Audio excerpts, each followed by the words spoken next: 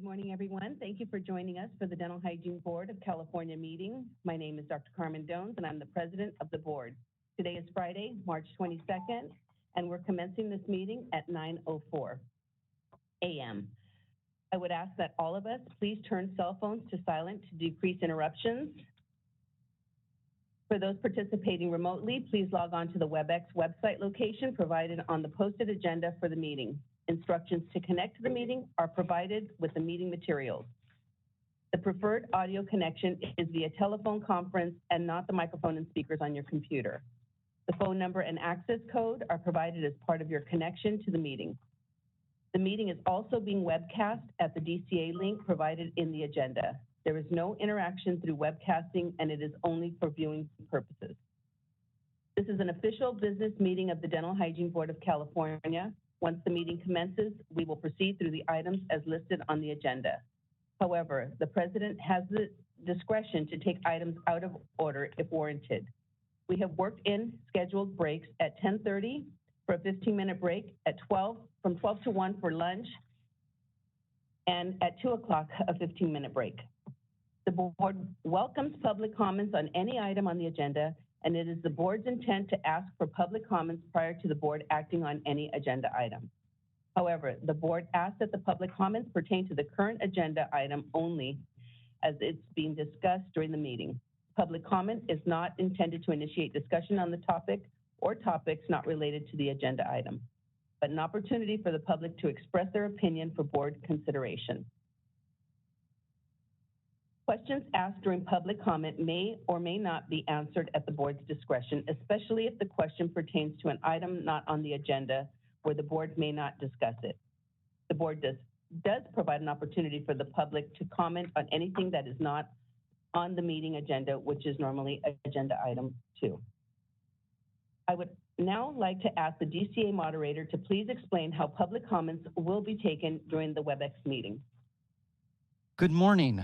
To facilitate public comment, we will be utilizing the WebEx raise hand and question and answer feature.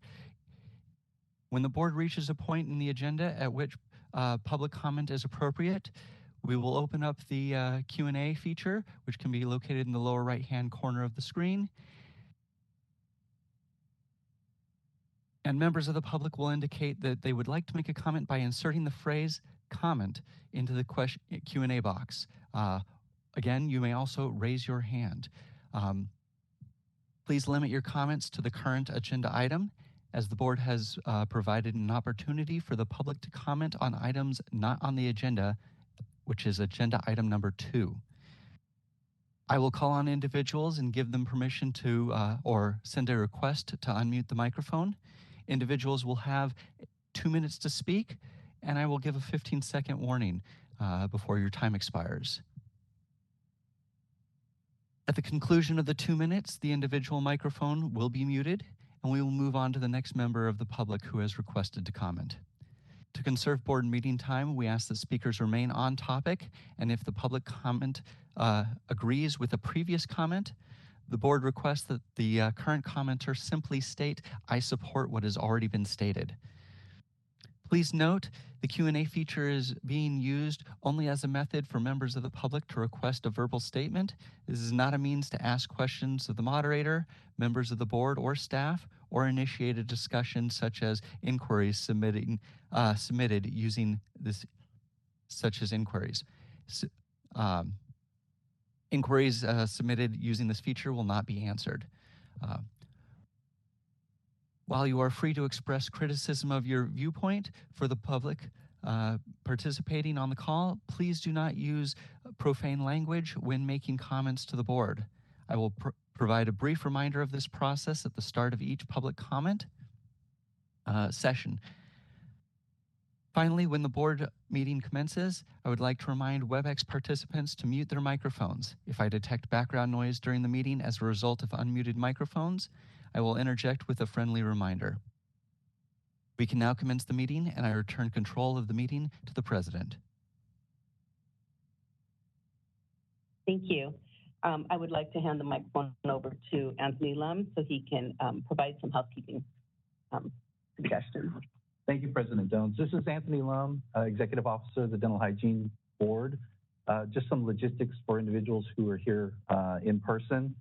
As you can see, we're in a temporary room today, and it's not the normal setup where we have microphones. And so I just request that anybody who is speaking on items or issues, that they please, project your voice a little bit better, just so that way everybody can hear.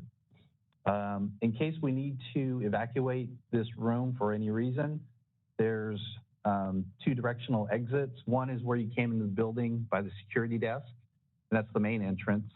And the other one is if you head out the door down to the right, all the way at the end of the hallway, there's another exit. So those are our 2 access points for getting out of the building. The last thing I want to say is about the restrooms, which is very important.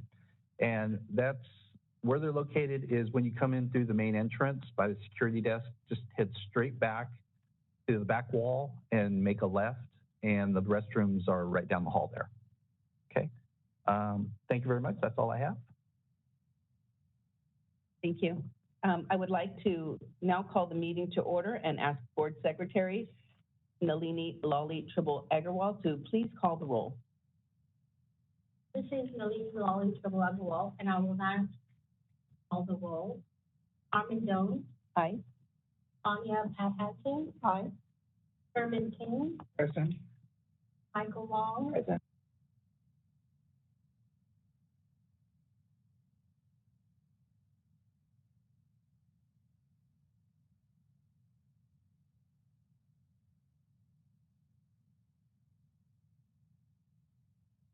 This is the moderator.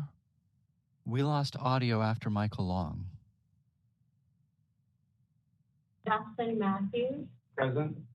Devi Fanala. Present. Nalini Lali Tribble Agarwal. Present. A quorum has been established. Because we do not have a full complement of board members, a simple majority of yes votes are required for any action. Thank you.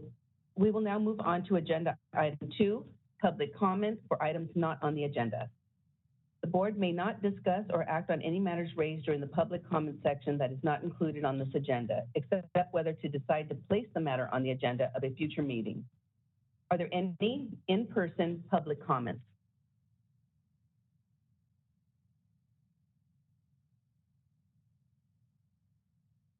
Seeing none, are there any WebEx public comments? DCA moderator, would you please facilitate the Q&A feature for public comment? Absolutely. If you'd like to make a comment on items not on the agenda, please raise a hand by tapping that hand button at the bottom of your screen. Dial-in users dial *3 to raise a hand, and we will call on people in the order we have requests. For our mobile device users, you have 3 different screens and only one of them has a hand button. Please hit the ellipses button, that ... to find the appropriate screen.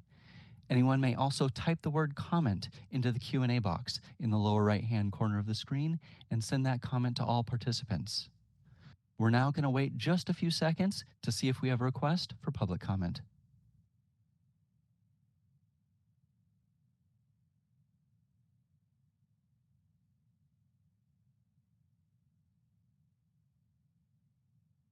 Seeing no request for public comment, do you wish to continue with the agenda? Yes, thank you. We will now move on to agenda item 3, strategic planning session. The board will engage in strategic planning to set future goals. No other board business will be conducted afterwards. I now defer the meeting to Ann Fisher from DCA Solid, who will assist us through this session. Thank you. Good morning, everyone. Good morning. Good morning. Going to be passing around some materials to the board members in person. We're going to do a little bit of a team building exercise, or sort of a hope to hone in on what we're doing here and how strategic planning will actually help you get things done. One moment while I start the display for us.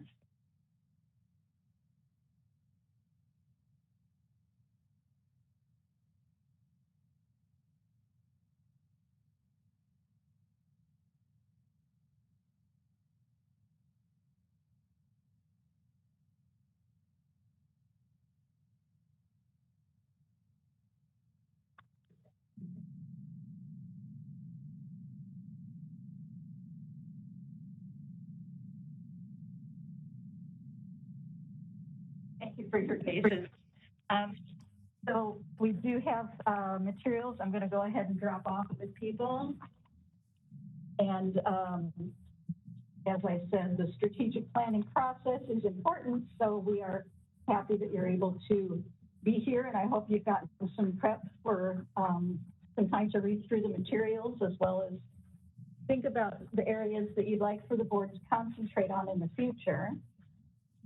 In addition, we've got some diversity, equity, and inclusion information. Okay, one each color. Thank you.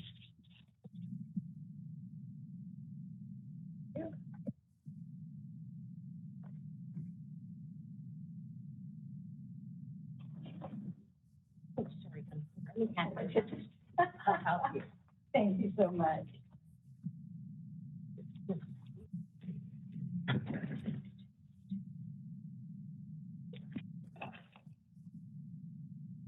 Okay, thank you. You got that. No, I didn't. Thank you. Thank you.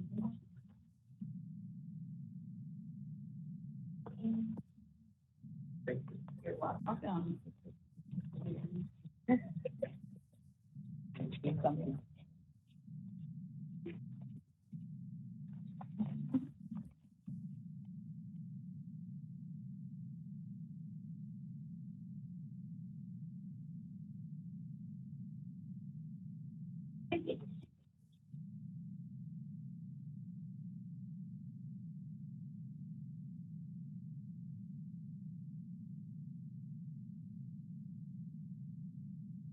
So, good morning. My name is Ann Fisher. I'm here as the lead for the strategic planning effort.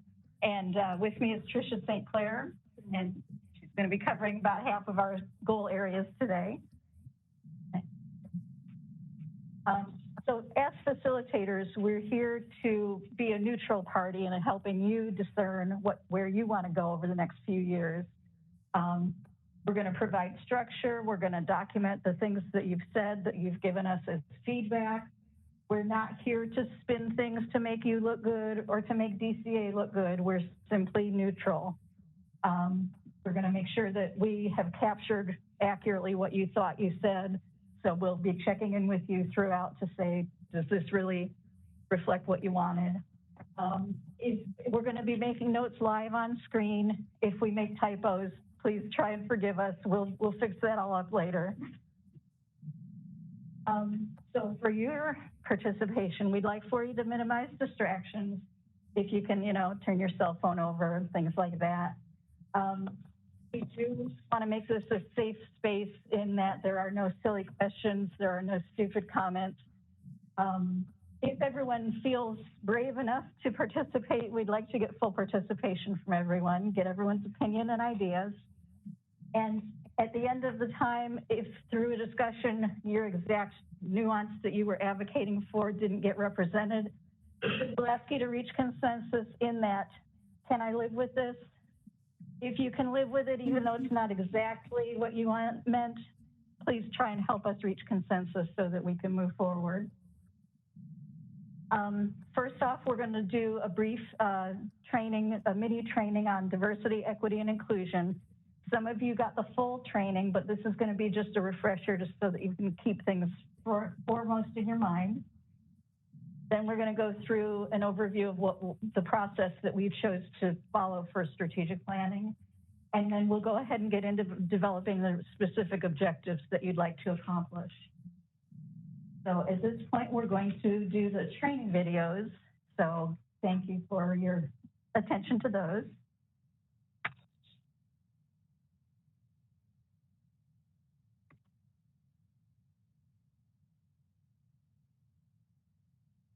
We have to do some enabling to get the videos to play.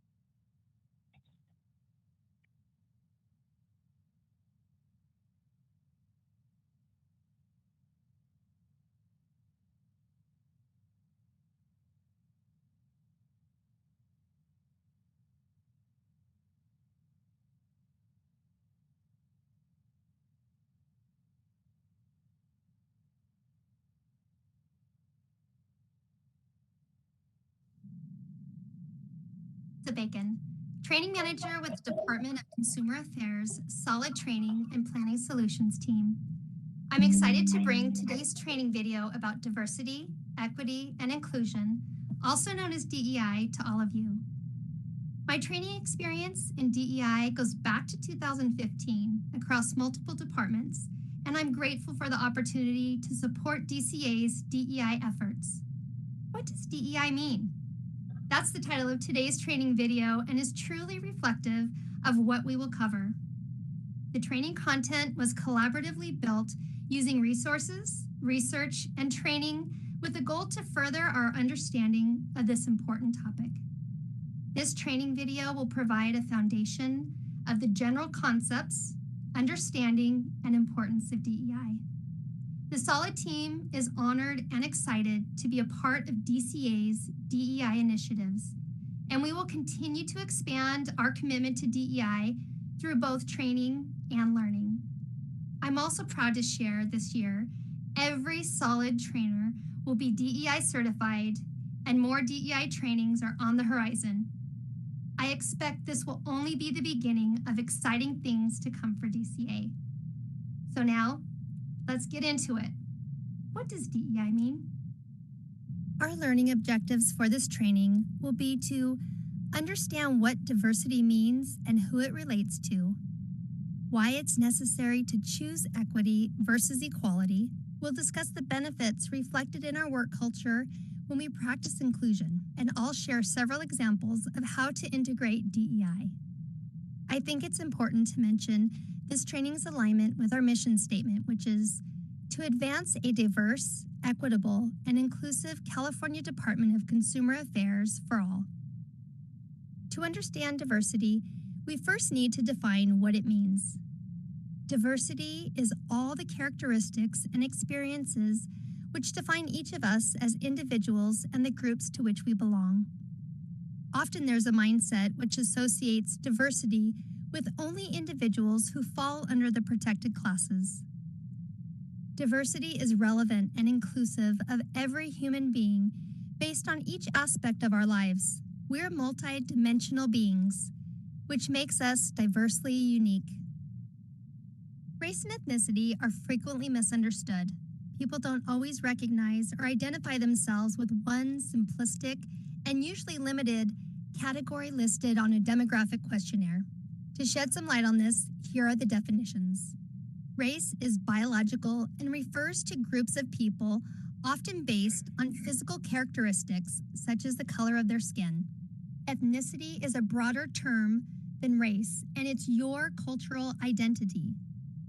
It's chosen or learned from your culture and family experiences, such as a certain custom, traditions, and languages you've been exposed to within the group you feel you belong.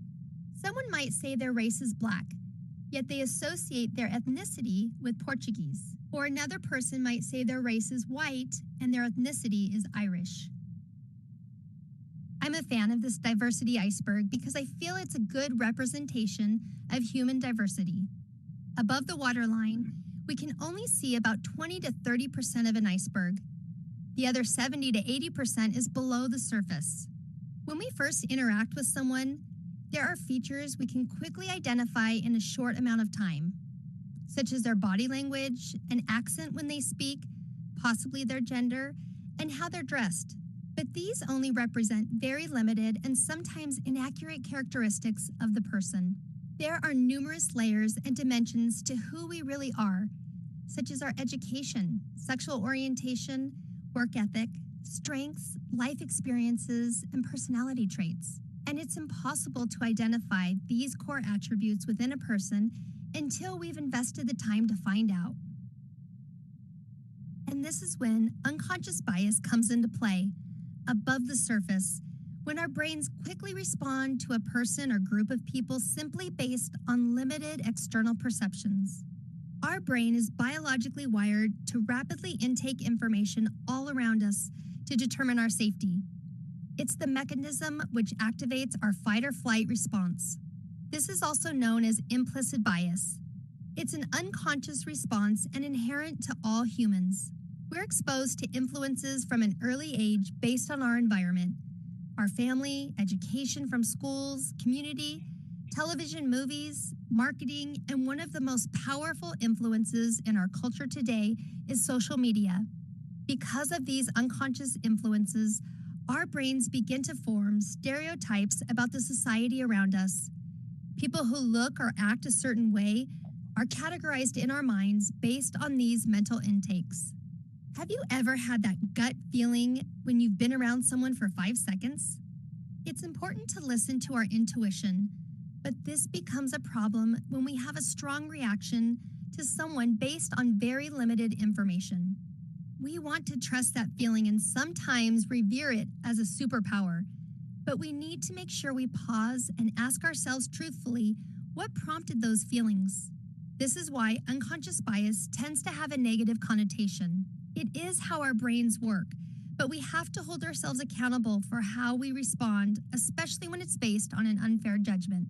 If we're brave enough to ask and listen to how we've impacted the people around us, we can become more aware of our own biases and reprogram our brain's response system. Viktor Frankl says, between stimulus and response, there is a space. In that space is our power to choose our response. In our response lies our growth and our freedom. Now I want to talk about the E in DEI and the difference between equality versus equity. Equality happens when we provide the same, equal treatment to everyone, and it can feel fair. When we choose to give equity, we create pathways to equal outcomes by recognizing that some people and communities have unequal starting points. This picture reflects what it looks like when we give everyone equal resources. Our intentions may be good, but when we check in and ask people how they're doing, we'll find out not everyone was able to participate. If we check in with people first and find out what they need, it levels the playing field for everyone to succeed. Equality is often related to what most of us know as the golden rule. Treat others the way that you want to be treated. But what you need to succeed can look very different from the people around you. Equity is a verb and a choice. We should all practice the platinum equity rule, which is ask people what they need, then choose to give it so they feel respected. We all deserve respect. Aretha Franklin sang it best. RESPECT, find out what it means to me. I love this quote from Maya Angelou. She says, I've learned that people will forget what you said. People will forget what you did, but people will never forget how you made them feel. And this is when inclusion comes in. Inclusion is the practice it takes to create a positive work environment where the differences of every team member is recognized, understood, and valued. Inclusion is about building trust within our working relationships. One attempt isn't going to automatically change everything, and it's not always easy because we don't automatically know what everyone needs or how people prefer to engage. Inclusion takes time and practice. The key is we need to be curious, ask, listen, and invite the people you serve to provide input. Don't just ask for their feedback after the project is said and done. Give everyone involved a voice and a seat at the table. When we practice inclusion, it lifts morale. Retention increases because people like coming to work. When people feel valued and heard, they're innovative, which inspires collaboration within teams, and DCA becomes a destination employer. Simon Sinek believes the role of a leader is not to come up with all the great ideas. The role of a leader is to create an environment in which great ideas can happen. How can we create inclusive engagement? Hold meetings regularly, then give people options for how to communicate and provide input. In work groups, extroverts tend to speak up and sometimes dominate conversations. If an introvert or analytical person who needs a little more time to problem solve isn't given an opportunity, great ideas and insight can be lost. Groupthink, also known as conformity bias, can quickly contaminate a group when everyone's voice isn't heard and understood. When a special assignment or project is given, Make sure the goals and expectations are clear. Give everyone on the team an opportunity to learn and grow from a special assignment. Create a mentoring opportunity by pairing someone more experienced with someone who's new to the project. This knowledge transfer is ideal for succession planning. There is a DEI section in the Strategic Planning Environmental Scan. It will centralize input on DEI matters and contain demographic information collected. This section can help further inform the board as it considers impacts of policy decision. Our mission is to provide outstanding support services, oversight, and innovative solutions to boards and bureaus that regulate California professionals and vocations so that through this partnership, all Californians are informed, empowered, and protected. Our vision, together protecting California consumers. Our values, accountability, communication, diversity, employees, integrity, leadership, service, and transparency. As a board, you should ensure that your mission, vision, and values supports change and evolves to meet the needs of all Californians. We want all Californians to feel accepted in seeking services we provide. As board members, you are the leaders of the industry you regulate. In this next section, we will discuss actionable areas to incorporate DEI in 4 areas: policy, licensing, enforcement, and outreach. In policy, we need to ask ourselves if the decisions we are considering will lead to the success of everyone involved. Reflect on who will benefit from or be burdened by the proposal or decision being considered. Are the needs of one demographic different from another geographic group? Think equity. What data or metrics will you use to evaluate the impacts of your decisions? Leverage methods that increase public input and engagement, such as workshops, surveys, and multilingual communications. Actively engage with diverse and underserved communities. Reach out to associations, colleges, interested parties, other licensing or regulatory bodies. Utilize the strategic planning process. Review information collected through the new environmental scans, which incorporate DEI questions. In licensing, when licensees reflect communities they serve, it expands access to all. Use plain language. Simplify communication so it's easy to understand and complete. Expand multilingual resources for applicants and consumers. Consider additional pathways to gain experience and/or education for licensure. Expand outreach for subject matter experts to ensure the exam development process is inclusive. When it comes to enforcement, drive fair outcomes and protect the vulnerable. Review enforcement data and trends. Update enforcement policies, processes, and procedures to mitigate unintended consequences to impacted populations through increased engagement with consumers, stakeholders, and communities. When you build your team, consider the needs of all the communities we serve. Do you need more bilingual staff? Do you need additional staff in certain areas of the state? Expand your outreach through HR, job fairs, and inquire about other opportunities you may not have considered before. As you begin to integrate DEI, remember you can't take the bias from the person, but you can remove the bias from the process. Through outreach, you can increase access and opportunity when you reach and meet people where they're at. Do you know what the second most common language in California is? Spanish. So when you translate resource materials based on the people you serve, you expand language access. Develop multilingual communications for social media posts, applications, forms, and other resources you provide. Publish written and video testimonials from your diverse consumers, which reflect their age, race, gender, and cultural differences. As you begin to integrate DEI, remember to leverage all the resources available to you at DCA. The Equal Employment Opportunity Office administers the American Sign Language and Real-Time Captioning Services contract. The EEO office conducts the department-wide language survey to identify the public it serves, the languages spoken, and the bilingual resources available at DCA to ensure equal access is provided for all consumers. The Consumer Information Center administers a contract that provides phone language services to consumers in over 200 languages.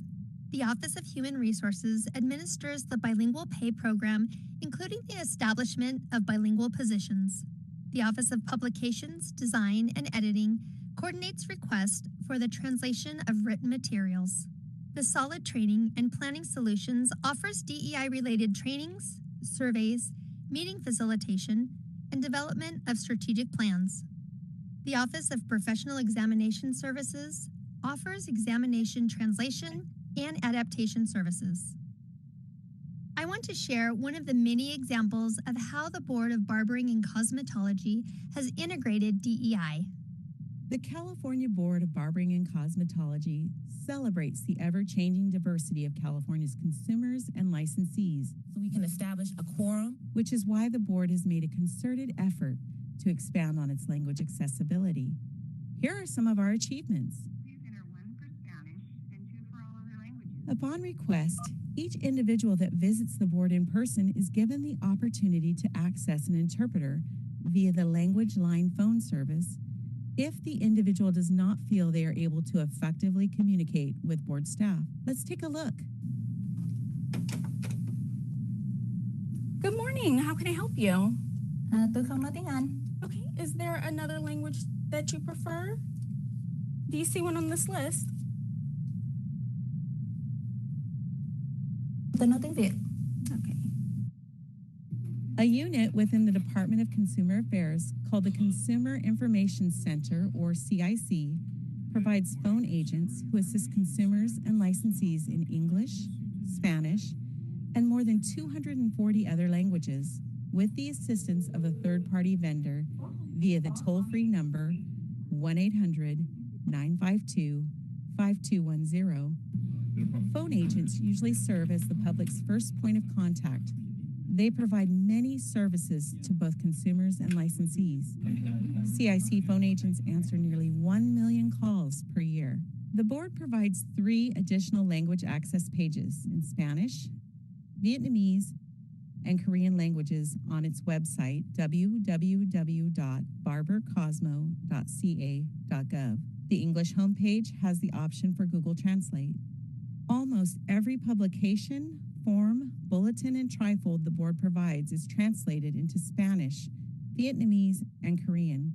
Items such as the self-inspection worksheet and the what to expect when you're inspected trifold are available in these languages. Select videos such as foot spa cleaning and disinfecting have been translated into the Vietnamese language and posted to the board's website. Hi, my name is Kyle with the State Board. I'm here doing inspection. When inspecting salons with Vietnamese-speaking individuals where violations have been found, inspectors utilize a translated violation cover sheet, which contains a simplified, translated explanation of select common violations. Citations that are issued to nail salons are provided in both the English and Vietnamese languages to the establishment owner. Board inspectors, exam site staff, and headquarters staff receive updated, specialized training on how to utilize an interpreter via the language line phone service to address language access situations found in their respective job roles. Interpreters are provided free of charge to petitioners in disciplinary review hearings upon request, so that each licensee can fully understand their hearing and the additional information provided at the hearing. The California Board of Barbering and Cosmetology is dedicated to providing all individuals with meaningful access to the board's services, programs, and activities. We are working hard to expand our language access, and will continue to do so. When we think about DEI, remember diversity is a fact, equity is a choice, inclusion is an action, and the outcome is belonging. UC Berkeley's Others and Belonging Institute states, belonging describes values and practices where no person is left out of the circle of concern. Belonging means more than having just access. It means having a meaningful voice and the opportunity to participate. We need to make sure our efforts aren't just transactional. They need to be transformative, and it will take time. So remember, DEI is a journey, not a destination.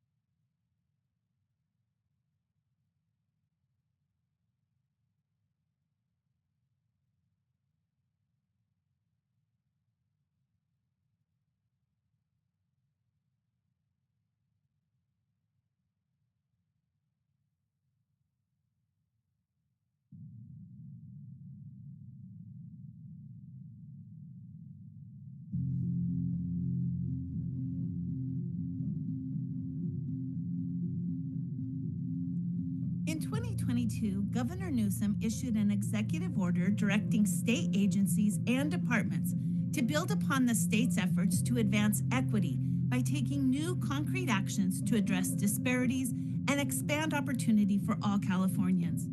The governor's executive order builds upon and strengthens the state's commitment to a California for all. We all have an important role in this effort. As you develop your board's strategic plan, building in and embedding diversity, equity, and inclusion into the goals and objectives is one of the most effective ways we can make progress and produce results with long-lasting impacts. The work that the boards and bureaus do touches the lives of every Californian.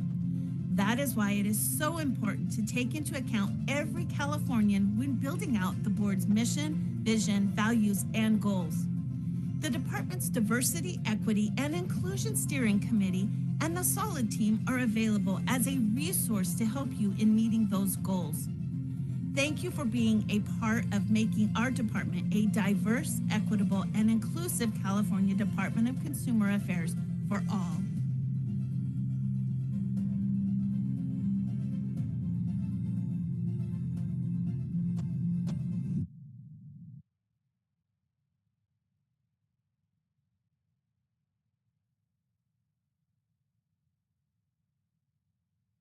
Thank you for your attention to that. Hopefully this will sort of stay in the forefront of your mind as we continue our discussion today. So for now, to wake you up a little bit more, we've got a fun exercise. Everybody got, the board members got a flyer.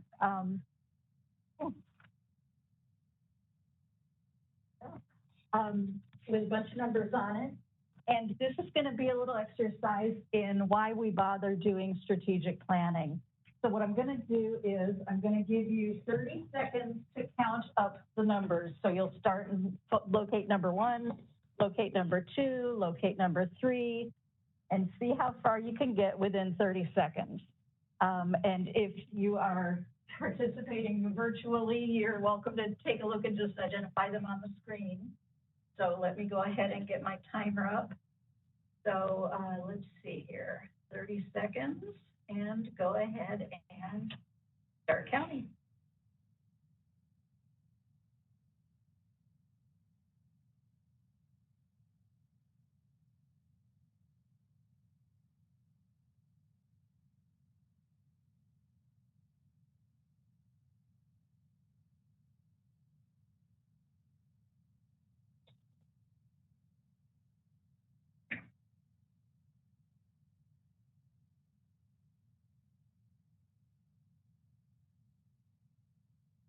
Nice. So how many numbers did anyone get? 14. All right. 9. 15. Okay. 11. All right. Anybody beat 15? All right. So this is chaos. This is a jumble. Hard to figure out where you're going. What if I told you there's a secret? There's a trick. If you put a grid over the top of this, now you'll see that everything is sort of in order. Number 1, let's see. Number 1 is in the first quadrant, 2 is in the second quadrant, 3 is in the third. You get find number 9, which is in the 9th quadrant, and it'll be up in the first one again. So you'll go through, there's a system. So let's try it again now that you know your system. I'm done. So Tricia, we can back up one slide and I'll give you 30 seconds to try it again. So.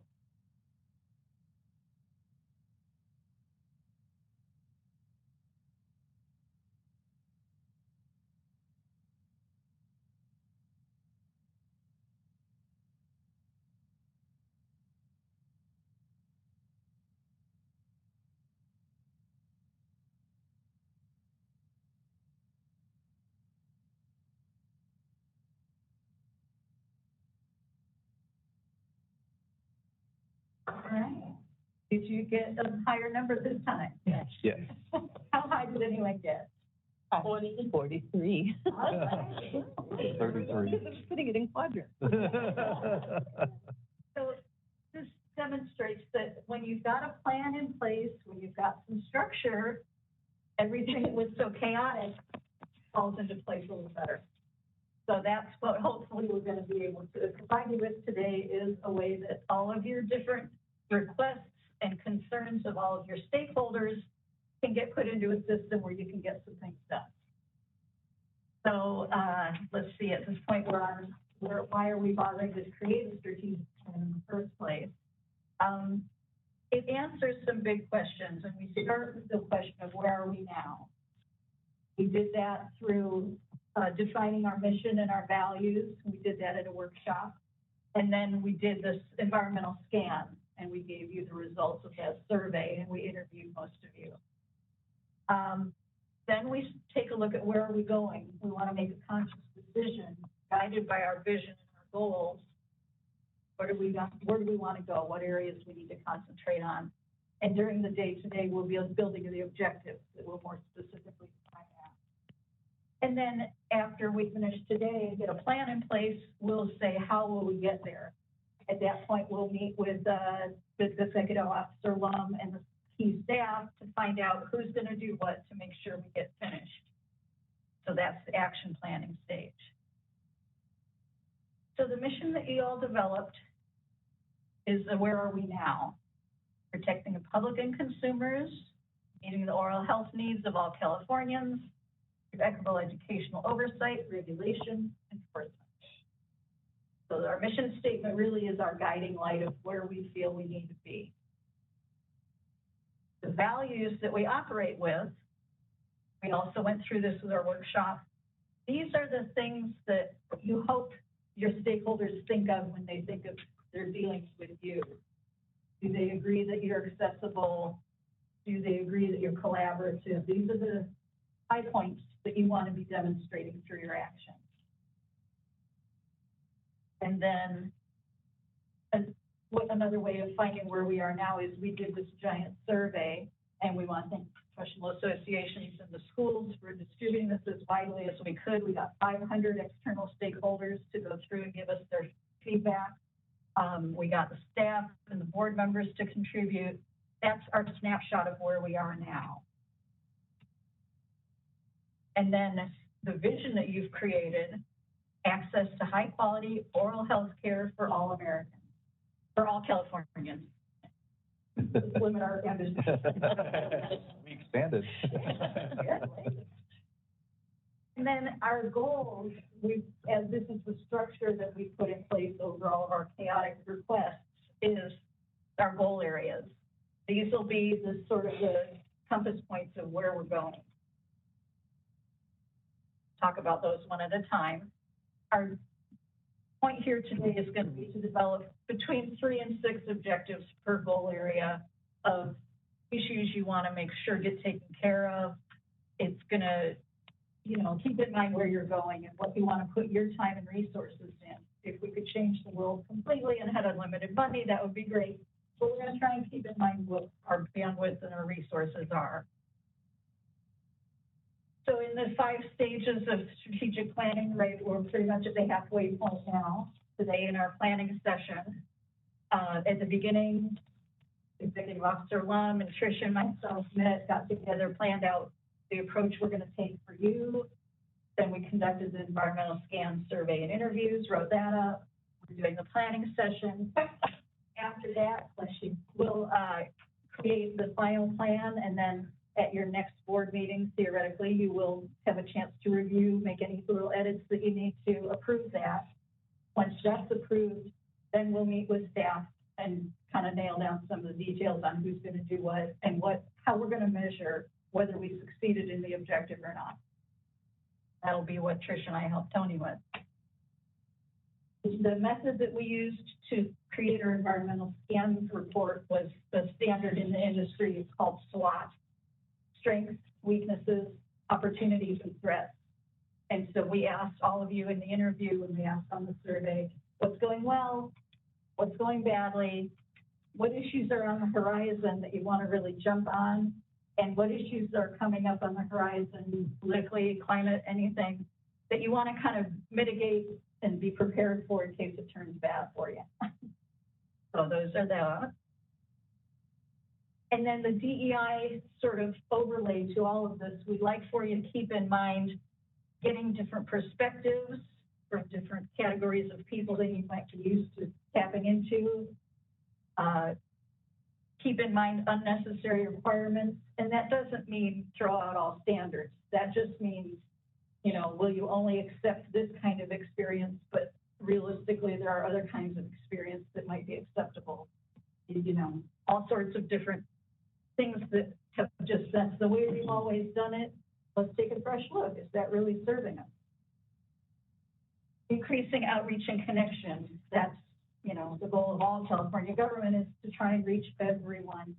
Again, don't kind of stay stuck in the pattern of this is the group we always send our announcements to. Think, oh, are there other people? Maybe we should engage with other communities in other ways. And then furthering equal access, you know, are there elementary school kids in certain areas that would never consider, it would never occur to them to become a dental hygienist? Or, you know, keeping in mind there are possibilities to go into this field for anyone, regardless of your, you know, color, your physical abilities. Keep us in mind. We are a career for you.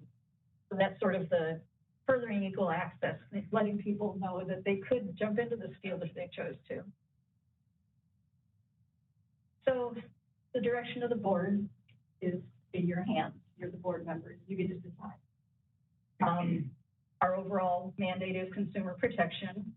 Over and over from all different boards and bureaus, we hear licensees saying, oh, you're not standing up for us, you're not protecting us. Well, our mandate is the consumer.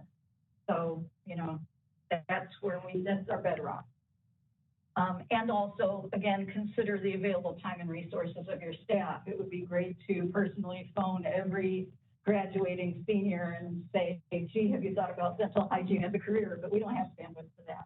How can we get the word out? How can we perform our mission within our resources?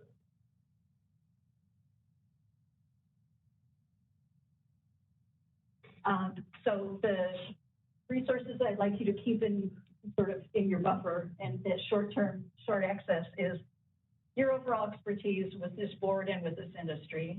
The professional members obviously have experience, but the public members of the board also are our touchstone of, you know, what do people in your circle know about dental hygiene and licensing and enforcement and what they do. Keep that as your expertise is primary. We've sent out an objectives workbook. Hopefully you were able to make some notes. We listed and summarized the weaknesses that our stakeholders, including you, notice. And the environmental scan report goes into more detail about those. You've also got your sunset review. So, you know, use that. That's a great source of information. And then as we work through each goal area, as I said, 3 to 6 is a good number of objectives that's, you know, realistic, not too ambitious, but shows that you have something you'd like to improve. Think about, we're going to ask you what the basic issue you want to address is. Why should you address it? What are some actions the board can do to resolve some of these issues? And what's the desired outcome?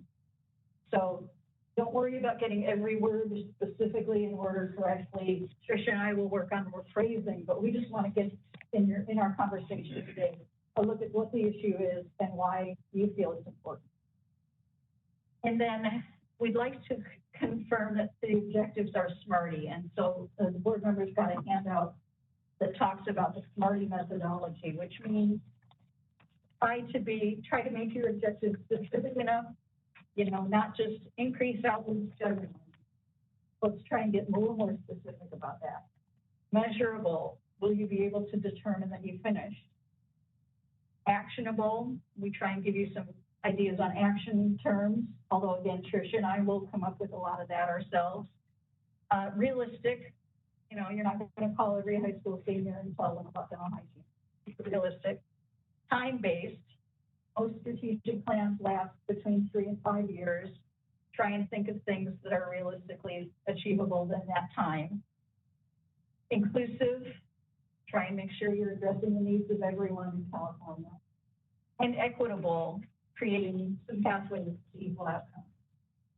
So as you start thinking about things that you'd like to suggest, keep these touchstones in mind.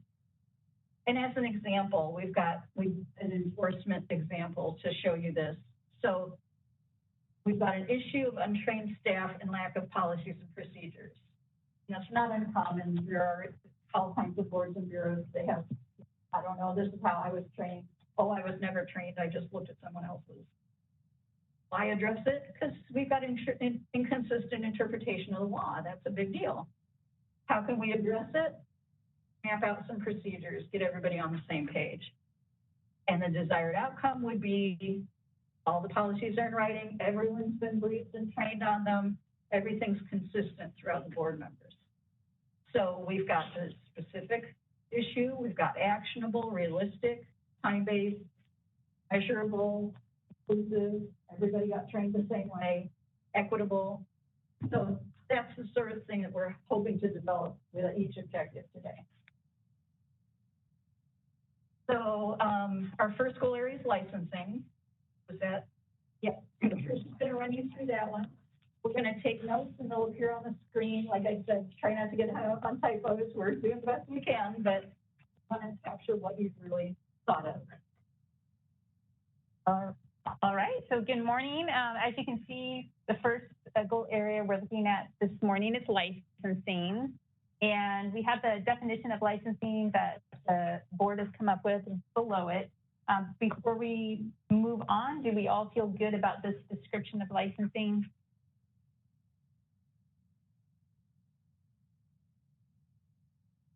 I'm seeing some nods, so that's a good thing. And we'll do this on each goal area. We have the page numbers for the summary of your environmental scans that you can look at. And then on the next slide, we took it upon ourselves to, there's an effectiveness rating. So the next slide, we have just a summation of how effective external stakeholders thought the board was in the area of licensing versus the board and staff. And then on this next slide, we have a summation of the internal weaknesses for licensing. So you got to see these in greater detail in your environmental scan report. This is just a summary. And then we also have a summary of the external opportunities and external threats in case they might apply to this particular area. Before we jump into just brainstorming, would you like a few minutes to just look at your notes, think, talk amongst yourselves before we jump into brainstorming, or are you guys like, no, we're ready to go?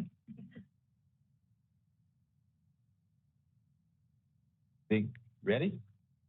I'm ready. Okay, all right.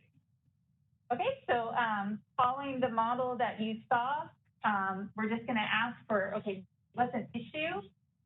And then we'll go to why we believe it needs to be addressed, how the board can solve it, and then what the hopeful outcome is. So does anyone have an issue or topic to start with? I'll get it over. Okay. Break the ice here. Yes. Because I review a lot of the incoming emails that we receive from licensees, they are having issues with, especially the online renewals. Okay. With answering the questions appropriately. Okay. Now, granted, there could be a number of issues with that, but maybe it's the wording in the questions that we have. Okay. I think the BREEZE system can't accommodate it. You know, we would love to revise the language. Okay. Of course, according to the law, but revise it a little bit so that way questions are a little more straightforward. Okay. And understandable. Okay.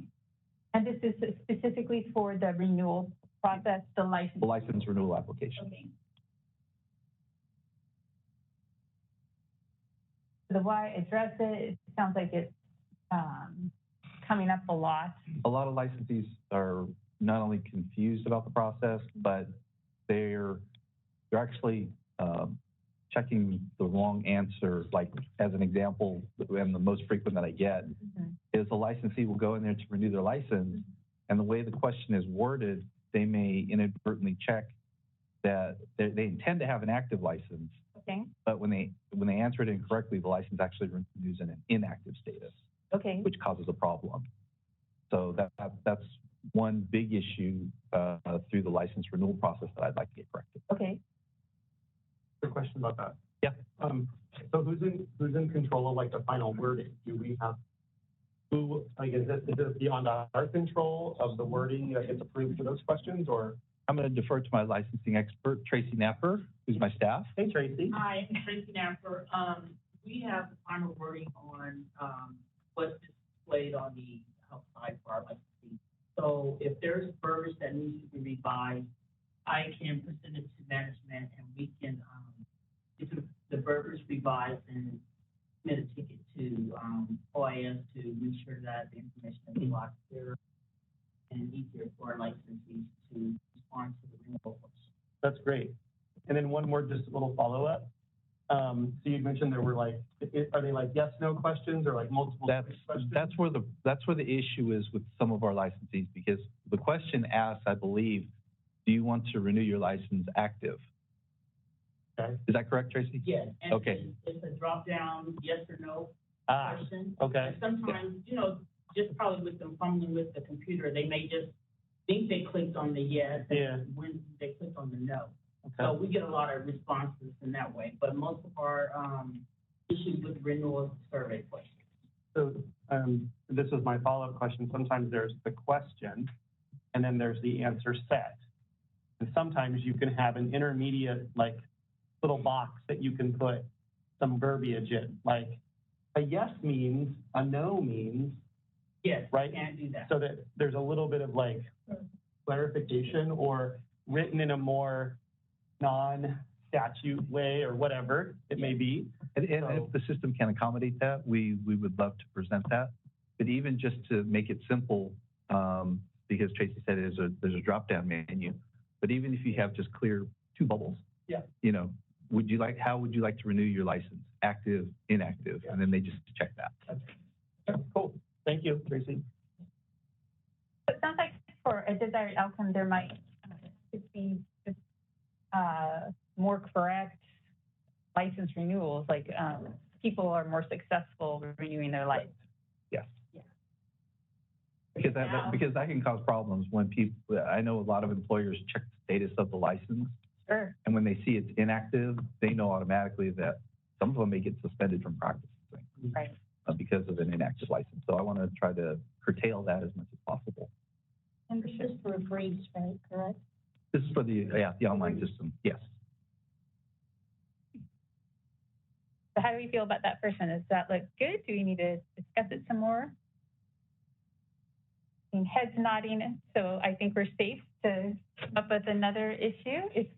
I have a question. Sure. In terms of the auditing, is there a way for us to include a way for them to add their CE certification into when you renew their license, so it will prevent us from auditing them? So when you renew your license, you upload your CE certificate so that you get it as part of your renewal? Yeah, I can respond to that because I worked at another program where that was actually implemented. It caused a huge wave of workload for staff, for one. And the thing is, within the law, it states in there that licensees are responsible to maintain their CE documentation for 3 renewals or 6 years. So, and it's less than 10% of the licensees that we regularly audit. So even though it's a random audit and anybody within the license realm can be audited, you know, it's select few, but by law, they are supposed to maintain those certificates anyways. So if we were to receive those on a constant basis from all the licensees renewing every year, one, I don't know if the system can handle that because that's a lot of documentation that it has to maintain for 6 years. And the second thing is that, you know, I understand there's situations that arise from licensees holding on to it because we've encountered many of them. But ultimately, I mean, nowadays with computer technology, you can simply scan it into your computer and, you know, get rid of the actual physical certificate. So it's not going to be like a huge burden where somebody has to have a full file cabinet of certificates. I just think that it will hold the licensee accountable because I know a lot of licensees that don't do their CE credit. Correct. Yeah. And I think it goes across for a lot of different professions, but at least, you know, now, and it's very recent that we've been doing CE audits on a regular basis, but now that we're actually doing it, I think the word's starting to get out there that, you know, they need the responsibilities to hold on to the CE certificates. But thank you for the idea. Can I add to that also? And then it would be on the staff to determine if those were valid CE providers. And so I think that would put a tremendous workload on the staff just to be checking that for every single person that comes in. And an audit it allows you to just take it in, you know, in little groups. Yeah. So is this like a COVID problem, or is this like a consistent problem? Because during COVID, there's a lot of challenge for people to do CA. So if this information was taken during that time, is that external situation impacting this, or we saw the same response in the previous? So it's continual. COVID did have an impact. However, at that time through the pandemic, the administration did not waive the requirement to complete the one license renewal, but also to the CE in order to renew the license. But they did approve extensions, and they were done through waivers for COVID. So licensees had an additional time frame to get those. Say, like if your license was expired April of 2020, the provisions and the waivers allowed an additional 6 months, and then they were extended throughout that time as well. And it went up to, I believe, a year. So, you know, and a lot of the providers also offered online that we would gladly accept as long as it was approved. So on this same idea, under the weaknesses on the environmental scan, two subtopics were kind of pulled out here: burdensome and lack of accountability. So the burdensome part, is this burdensome upon the licensee to produce the required documentation if they are audited? Is that what that is referring to? Like if I'm audited, I feel burdened having to produce my CE credit certificates and doing all that stuff? That's probably at least one aspect. I'm not sure exactly, without seeing the detailed answers, of why they're burdened by that. Okay. But again, according to the law, they are supposed to hold on to their proof of completion for 3 renewal cycles. Yeah, I was just thinking, like, if the burdens, like when they are audited, say if I'm selected as a random auditee, person getting audited, how long do I have to produce my documentation in the audit?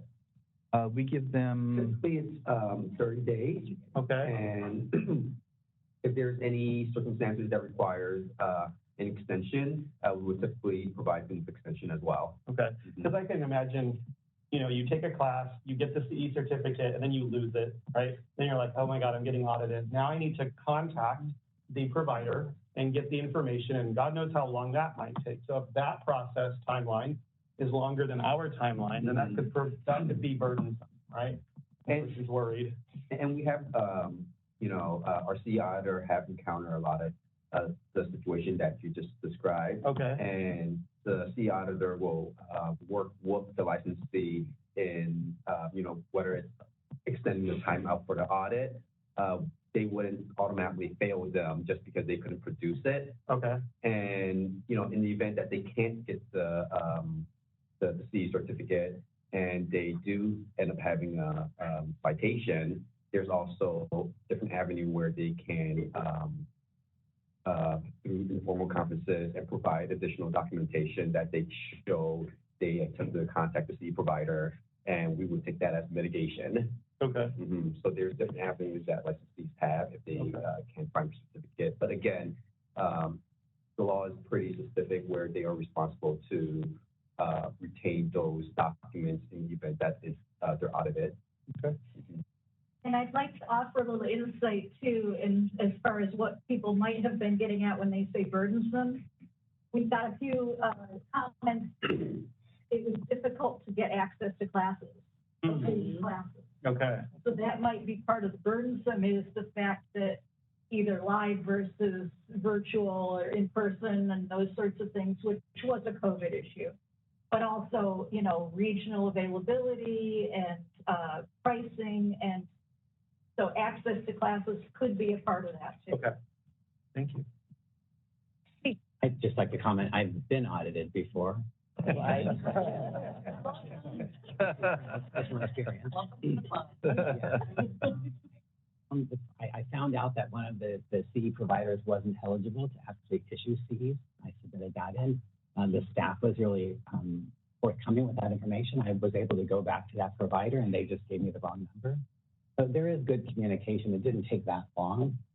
I work with as a CE provider in San Francisco. There's a lot of eligible classes. I saw that argument on there, and there's free classes. There's classes. You just have to reach out. There are live classes. There's in-person classes. There's online. There's home studies. So I saw what that comment was, and I didn't necessarily see it as a clinician as a burden. Okay. We will be taking public comment at the end of each goal area. So yeah, I'm just putting that out there in case anyone listening is like, oh, you know, I want to say something. So just know that we will take public comment at the end of each goal area. So, so do we?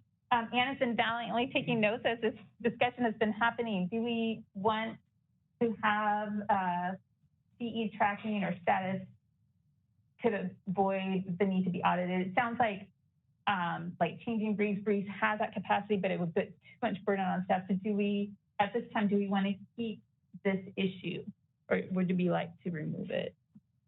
I do have a question. I gone to different forums, which the discussion about C units and which one is class 1, class 2. It is accountability. We do have the responsibility to see which one it is and look into the providers. But I think that we live in a world that is so hectic. People just want a quick access. They just want to go and check boxes and do that quickly. And I think I'm part one of them. I just want to go and take that Get it done.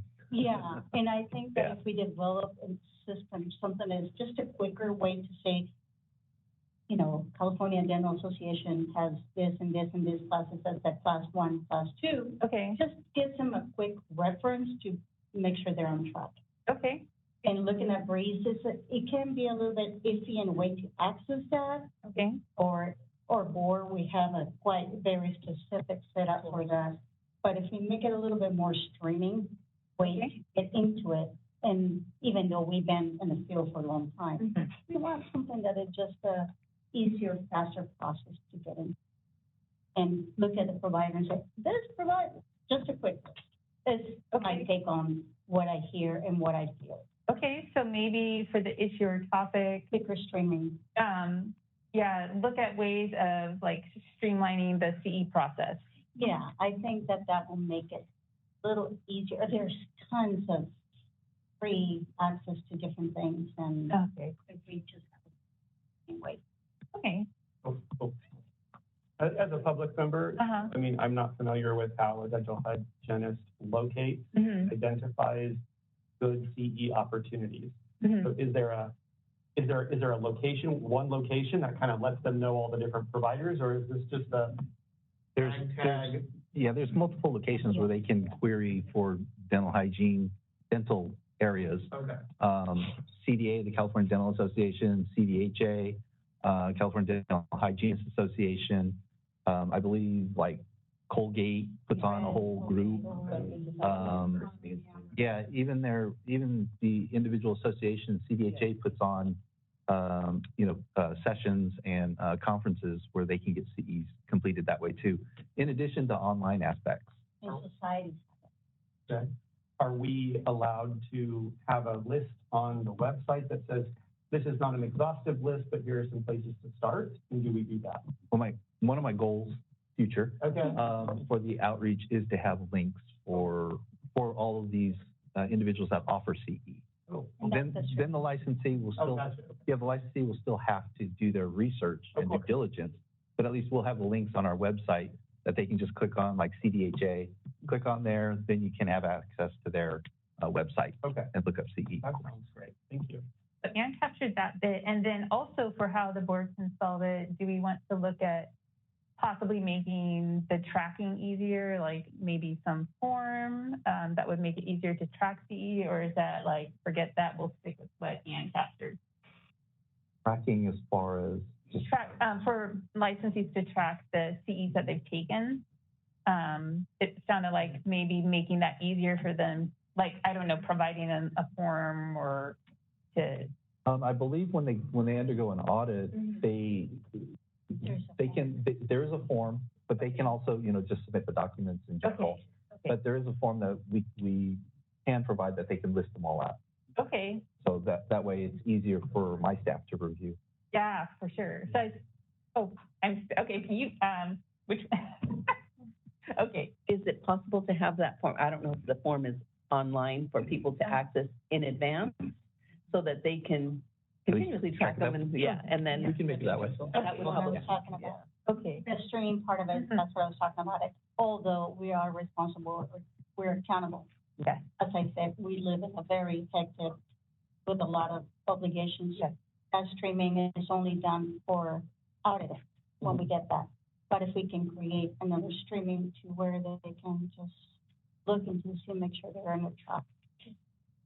We should, but yeah. Oh, we have this weird green thing going across the screen. Highlighted the text in case people wanted to consider. Okay. Very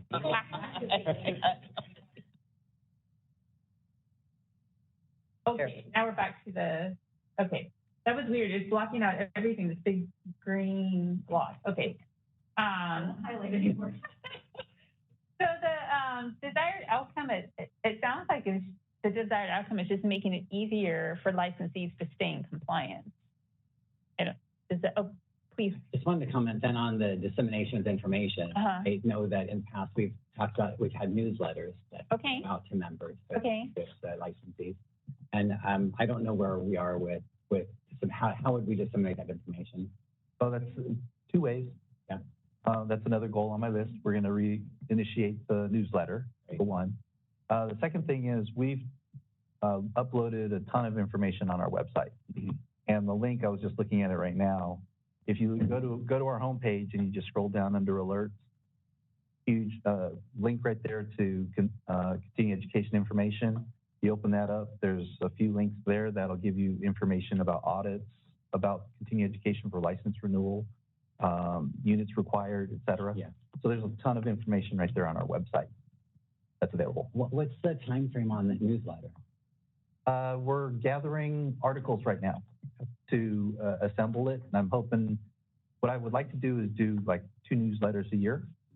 And so right now we're gathering the articles to have legal review them for approval. Right.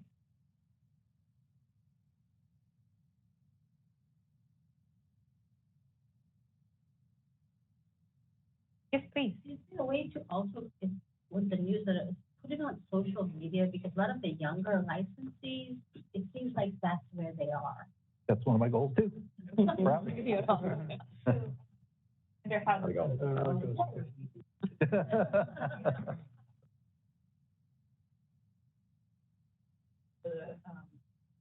Outreach. Right.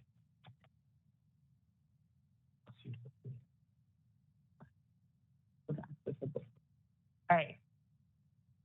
So does that second objective, does that appear to capture the discussion? Seeing heads nod, that's a good sign. Okay. All right. So do we, is there a third issue we'd like to address? I would like to bring up in relation to licensing the law and ethics exam. Okay. And I would love to see that in Spanish. Okay. For the licensee, potential licensee. Okay. So yep. All right. We know that almost 40% of the population in California is Hispanic. Almost 30% speak Spanish at home.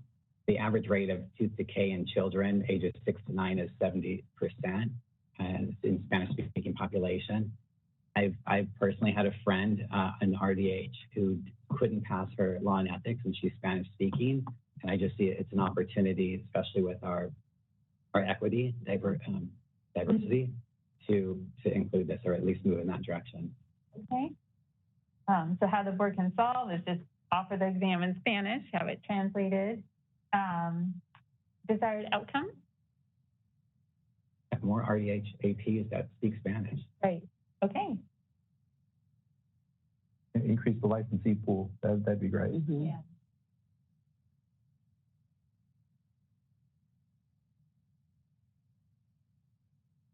Hey, how do we feel about that one?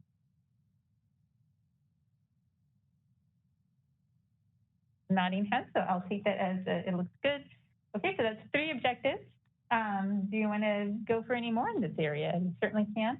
One more that I would like to see, and I don't know if this needs to be on here, is to have a report on college pass rates of the RDH AP and RDH law and ethics exams. Okay. And we do report that. Yeah. By college? Yeah. Oh, no, not by college. I'm sorry. Yeah.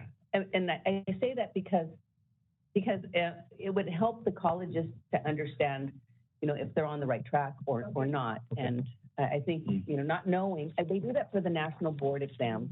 Okay. And so, and I don't know if it's too much of a burden on the staff, but we can do the research. Okay. Find out, yeah. And the issue would be inform colleges of how they're doing, or maybe how their students are doing on the law and ethics exam. Mm-hmm. Okay. Stacey, did you have a comment? I mean, Tracy Napper, we can't pull up the information regarding individual schools on the law and ethics on the results. And you can or you can't? You can or you can't? Can. Okay, good. Okay. So it's doable. Okay, and so why address it? I would say to inform the colleges on how to improve practices or. Okay.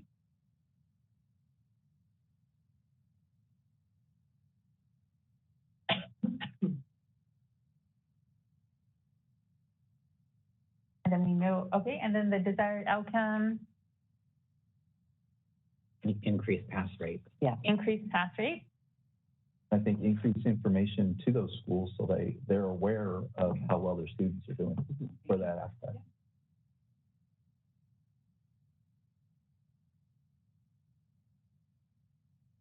Increase information to schools on so they have awareness of how they're doing. Mm-hmm.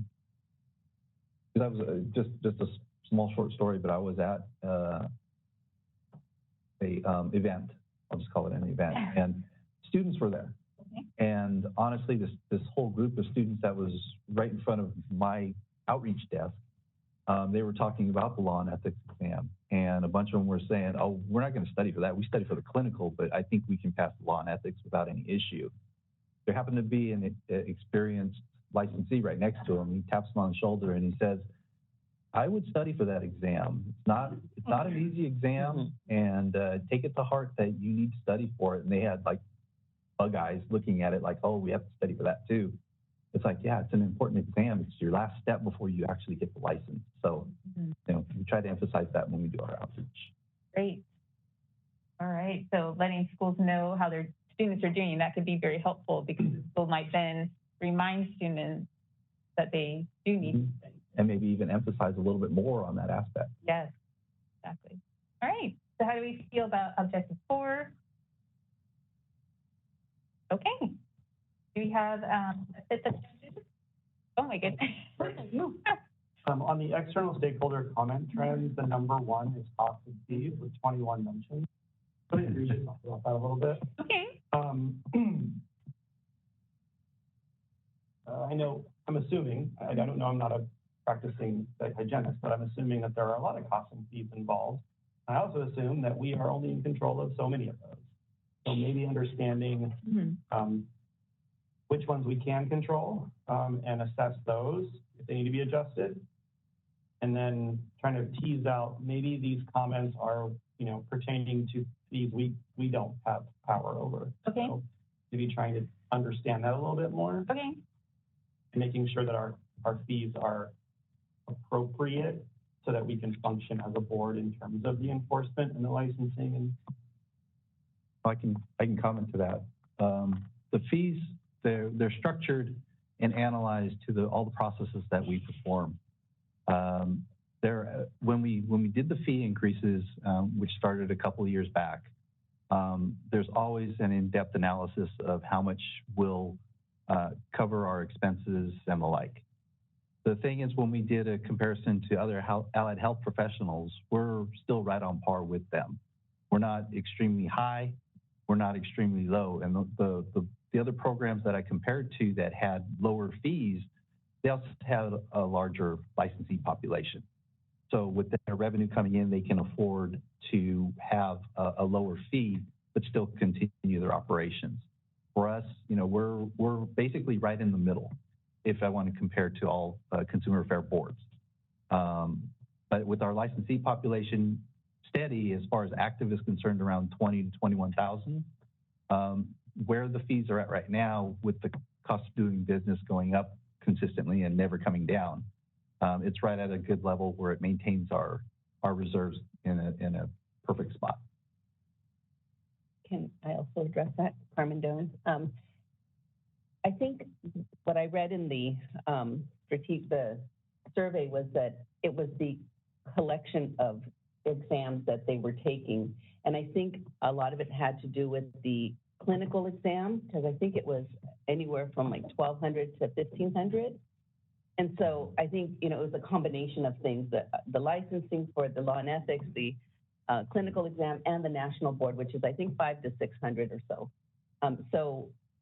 I think with the clinical exams being an option to take after they graduate, if they choose to, that reduces the cost. And I don't know, if some of this was, some of the responses were from people who had graduated in the past and maybe had to pay those fees. But I think we've kind of addressed that with the elimination of the clinical exam. But, I'm not sure. I couldn't really gather too much from the responses. And also, just to clarify too, with the exams being brought up, I was referring to the license renewal fees, but the exam fees are collected by the exam administrators. The board does not see a penny of that. Okay, so with that discussion, do we want to remove the issue of cost fees? Is there an option to perhaps communicate to the licensees that we do this thoughtfully, and here are some of the reasons and some of these comparisons for licensees who don't dig through the analyses the way you have? That's something that... Yeah, I can post an explanation on our website to inform. Like a newsletter topic?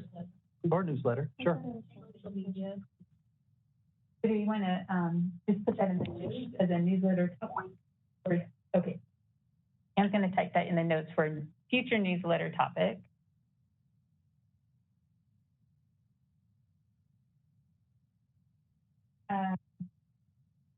Maybe greater understanding of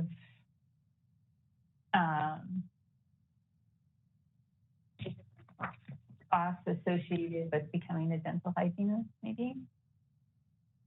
And it all depends on what fees that they're talking about, right? Specifically, because like I said, I didn't see the answers to what it was, but that would help for us to provide an explanation. Largely, they were licensing fees, some mention of renewal, some mention of sudden jump. So when you're indicating licensing fees, are you talking about like the license application fees and things like? I mean, because there's a breakdown of what fees students need to pay, and honestly, the application fee is $100. Yeah. So it's not that great. What's the fee for the law and ethics exam? Remember? They don't pay us directly for the law and ethics exam. I think it's like under $30 for the exam for the online exam. However, they do pay the board for the RDH application $200. One is for the application fee, and the other one is for the initial license fee. Become licensed. That's the very first license that's issued. So it's $200. Okay, thank you. From the comments that we received, it was not an issue with exam fees. It was largely an issue with the licensing fee initially and renewal. as I said, there was some talk of sudden hike, just sort of general, don't increase our fees without a good reason.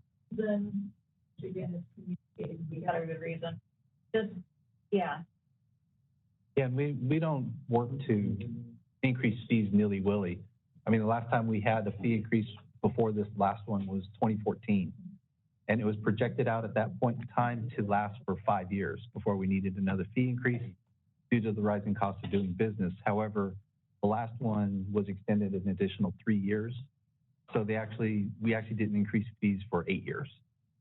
So the current license renewal fee, which is $300, I projected out that it would probably last us at least 6 years. So that's barring any additional new massive expenditures or anything like that.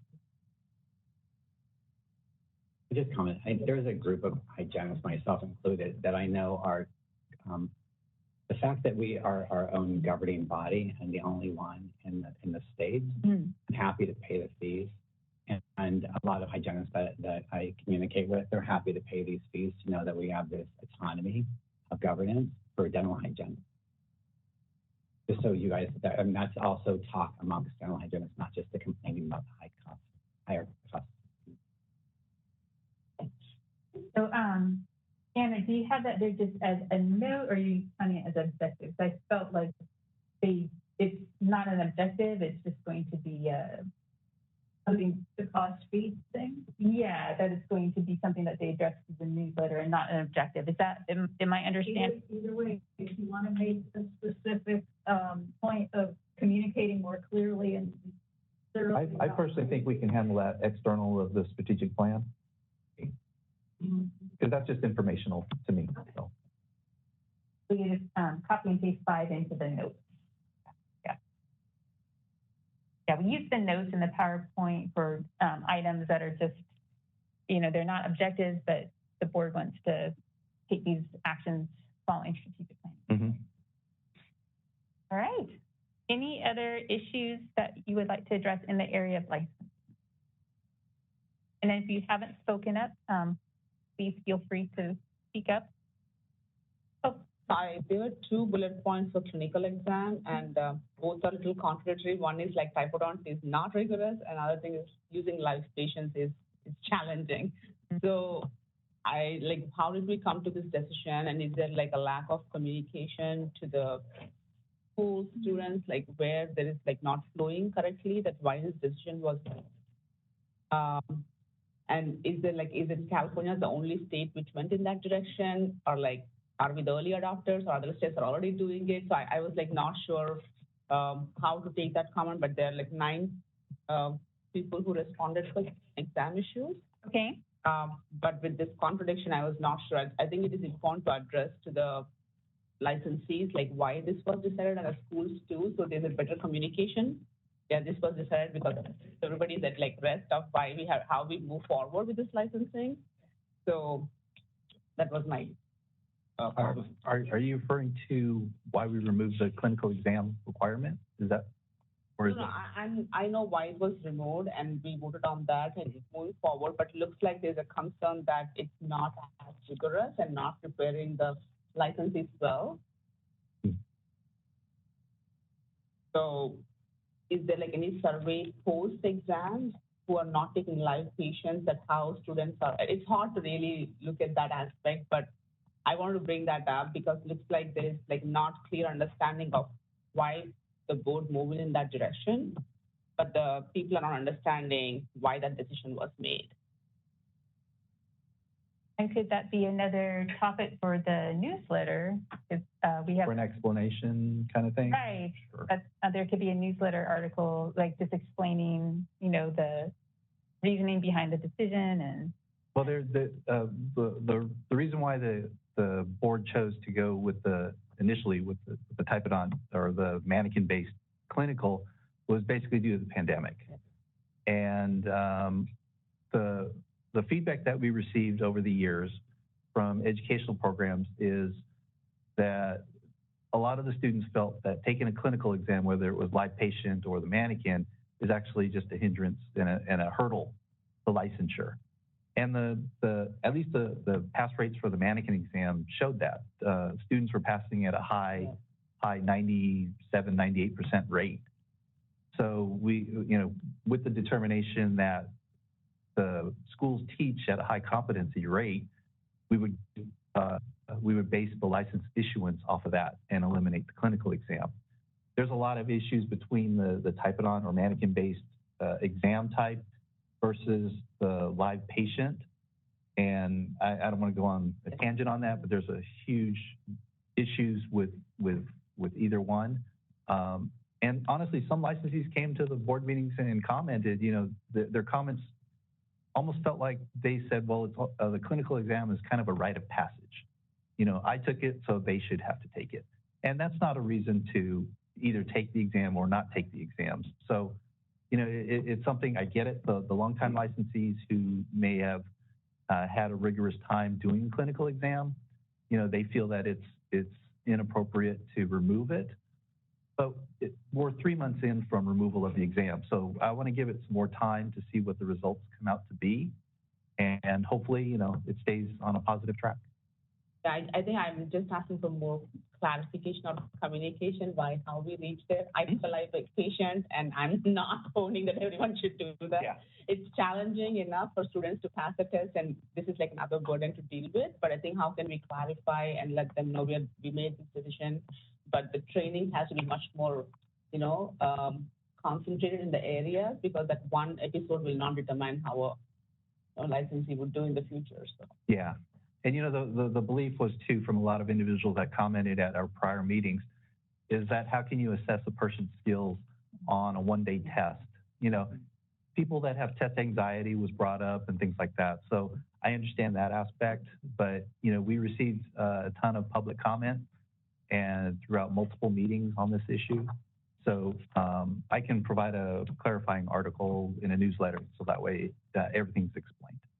And can I add that also had a task force that looked at, the benefits of having a clinical exam versus not. And so that really came to light that the clinical exam was inequitable and there wasn't any standards really. So that was helpful for the board in determining, I think, the decision as well.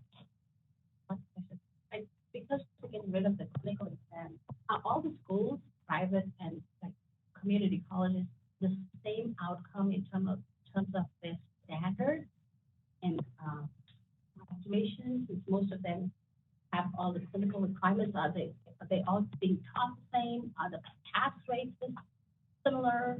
I won't say anything about being taught the same because, as you know, there's multiple methods that can teach the same skills. But at the same time, their minimum standards are in the law of what the competencies are supposed to be to complete it. And they also have to abide by the code of standards as well. So with those two hand in hand, those are the minimum requirements for a student to graduate.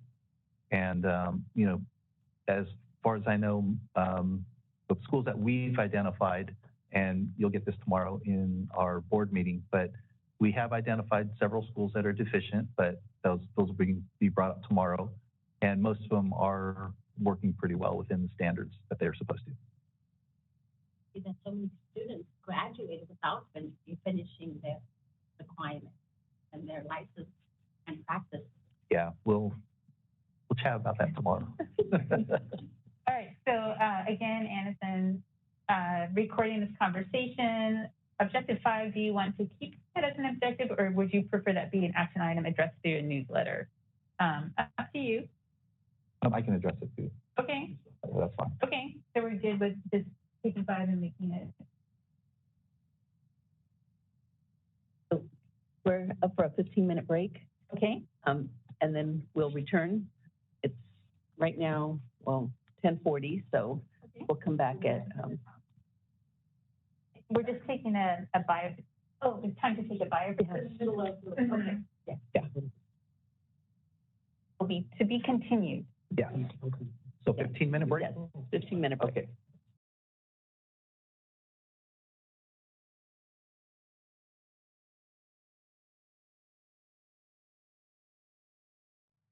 I'd like to call the We got the meeting back tools. to order. Thank you very much. All right. Before we get started, I just want to make another quick announcement. If, I don't know how it is online, but again, if everybody could kind of speak up because we don't have microphones, that would be wonderful, just so that way everybody can hear. Thank you. All right. We never talked about these either. Oh, okay. Anna's reminding me. So if you have these two colored cards next to you, we like to use them. We've had some groups that get really rowdy. So the green card is when you're ready to move on, like, okay, we've talked about this objective and that's what this is for. The red is like, wait, don't move on because I want to discuss it some more. So that's what these two cards are for, in case things get really intense or you just want to use some nonverbal cues, that's fine too. So we've got 4 objectives in licensing. If you want, we can review them real quick since we just had a break. Give you a moment to look at those. And then we've got a 4th one on the next one.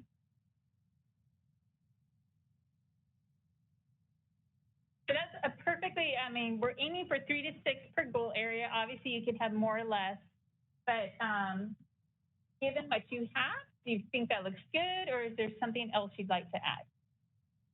And I ask a question? Yes, because some of these overlap, yes, is there a possibility to come back to it if? Okay. Of course. And please keep in mind what you're creating today is a draft. So you will see this again. This is nothing today is absolutely final. We're creating a draft. Okay. So if people are good with the 4 objectives, then we can move to public comment for the licensing. So I'd like to invite anyone that would like to comment on the licensing objectives that we've created or the team has created. If anyone would like to do public comment in the room, just please come and be by this table. We've got a mic here so that way people can hear you. So any public comment in the room? All right. So WebEx moderator, there is no public comment in the room. How about attendees on WebEx? We are now open for public comment on WebEx for licensing. If you'd like to make a comment, please raise that hand by tapping the hand button at the bottom of your screen. Dial-in users dial *3 to raise a hand. And for our mobile device users, you have 3 different screens and only one of them has a hand button. So you may need to hit that ... the ellipses button, in order to find the appropriate screen. We also have the Q&A box in the lower right-hand corner of the screen where you can type the word comment if you'd like to get in queue. We're going to take just a few seconds now to see if we have a request for public comment. Trisha, could that volume be increased?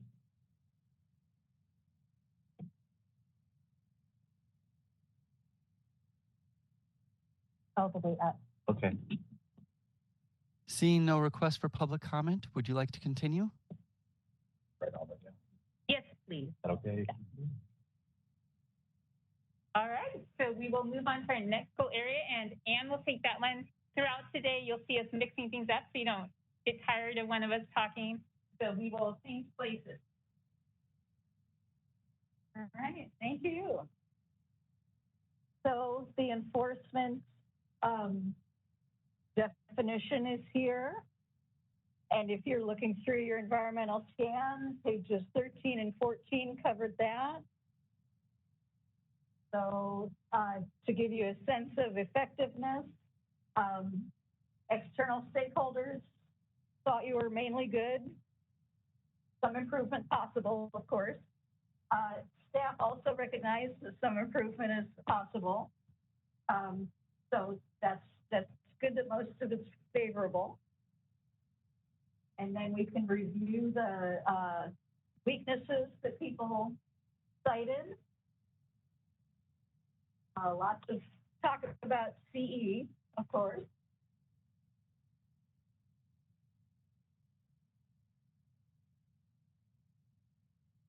So has anyone done some thinking about issues in enforcement that you'd like to tackle in your strategic plan?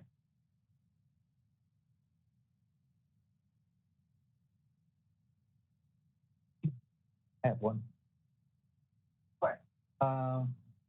We've been working at a certain level for the continuing education audits. When we originally arranged to improve on this, we had in law, the board's goal is a minimum of 5%. I just want to increase that a little bit more on the percentage. Nothing exact, but a little bit higher percentage. Okay. And why would you want to do that? To ensure compliance from licensees that they are doing what they need to do in order to renew the license in good faith. Okay. So do you need any authority or anything to increase that percentage? No, it's already built into the law. Because it says the law says a minimum of 5%. So you would just need to instruct staff to increase your percentage, right? Correct. Okay. Capacity is not an issue for that? No. What we're actually doing is cross-training. We have one dedicated analyst, but we're also cross-training. So we're having a second analyst incorporate that as part of their functions. Our desired outcome. Now, do you have people who try to renew and you find they don't have their, or are people failing the audits regularly? Our current failure rate, as reported at our last meeting, is roughly 40%. Yeah. So we want to improve that number. Okay. All right. Great. Yeah. Compliance. Yeah. Any comments? Does this pretty much capture what you think is appropriate? Okay. Okay. Well, any other enforcement issues that you think we should address in the plan? I feel like there's a processing time, and I'm not sure if that is directly related to the staffing, like vacant positions. So what is the current, is the current processing time hindering the licensees from getting license on a timely manner? You want to comment on that? I can comment on that. So as far as the processing time, a lot of the processing time is probably in regards to citation being issued after a audit that licensee failed. We did have a backlog of citations that we were working through, and the backlog was pretty extensive, close to up to 2 years, where someone may have failed an audit and not received a citation, a year and a half, 2 years later. But we have since rectified that, and we are currently probably only behind a month or so. So that shouldn't be an issue moving forward as far as processing time for set and fine goes. We have dealt with that issue in the past year, and now we are at a level where, hopefully in the next few months, where once someone fails their CE audit, they will get a citation within the next week or two. Yeah, and if you were questioning about like straight enforcement cases, a lot of the times those are delayed because we have to rely on third parties to get us information. So many times that's a huge delay in making our cases drag out a little bit. Looks like you already evaluated, fixed the backlog, and you're at a current pace which is going faster. We're getting there, yeah. Okay. Yeah. We have our own in-house goal that we like to keep, and we're getting there. We have a new person who took over the CE audit, so those are ramping up, and our other individuals who are working on the citation is fairly new as well, so she's working into the process too. When we do the audit, and what system are we using because they're randomly select, right? Correct. So what's the system? How do we use the system to randomly select them? Do we just the computer system that we use, the Breeze? Yeah, it randomly selects the license just chosen. the computer randomly goes in and says letter A and letter D.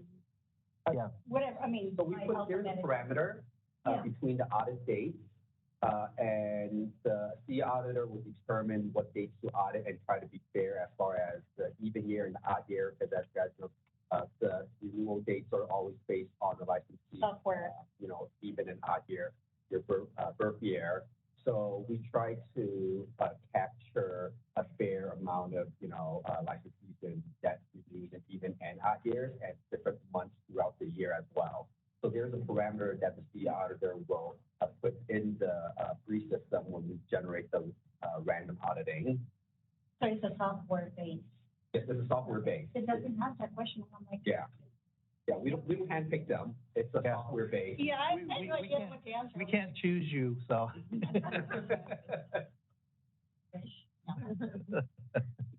Just because I get that question asked. Now, well, I don't know. I assume it's a software-based program that it has parameters. Yep. Yeah, and again, if anybody has questions on the process, it's on our website too. Okay. How it's I'm done. listening. Okay. Thank you. So, Tony, you mentioned that sometimes you're held up by information from third parties. Is there anything you think the board can do to clarify the request or, establish a working relationship with one person at that agency or? Unfortunately, whether it's the third party that has somebody dedicated to doing what we need, like obtaining records and making copies and things like that, we're kind of at their mercy, to be honest. I mean, there's not a whole heck of a lot that we have jurisdiction over to say, hey, we need to get our records that we're requesting really fast.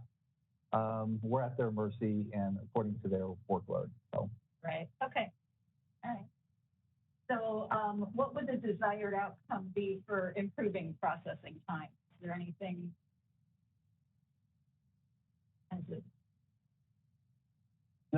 It's a hard one because each case is individual. So some, if we have the right third parties that we're contacting, they get the items that we need immediately, and we can continue to process that. And others, they drag out where they need 3 or 4 requests in order to even respond to us. So the desired outcome, optimally, of course, it would be that we could process these enforcement cases quickly. But again, with the variables of relying on third parties to get the documentation we need, it's difficult. So, a decrease in processing time would be nice. Sure. The general goal like that's fine. Right. If it's measurable, what's our metric for that? Is there do we have sorry, I'm a statistician. Is there a metric that we use? Like, is there a CCA track performance, enforcement performance measure. So there are certain metrics that, DCA as an entity follows, as far as, how long it takes us for us to process a new case, intake time, the Attorney General office time, how long it takes us to investigate a case. So everything is tracked on DCA enforcement performance measure metric. Okay. And it is public that we send information to DCA for them to compile that information. So in theory, we could choose a target. I mean, we could say 5% reduction, 10% reduction in processing time. I mean, that's a goal. It's a goal. That would be a measurable goal. Yeah. Right. Do you know offhand if you're meeting the DCA targets? For the most part, I believe we are meeting the targets. There are some that we are outside of target, and again, that is because the outside entity, such as police department or the court, not providing us with the records, or even the Attorney General's office is also dependent on their caseload and what their workload is as well. So sometimes it takes a little bit longer for the Attorney General's office to process our cases, and and that just delays some of the closure time. And that's really out of our control because it's a third party. Exactly. So if you were looking for something, which I love the idea of defining metrics, you could say something like to meet DCA targets. If you want to, is that something that you might feel comfortable with, or? I'm fine. Yeah. Getting the targets established through the department. Yeah.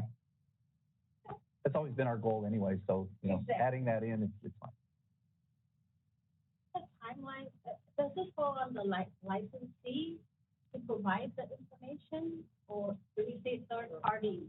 It just all depends. It all depends. Like Albert said, it could be information from police departments.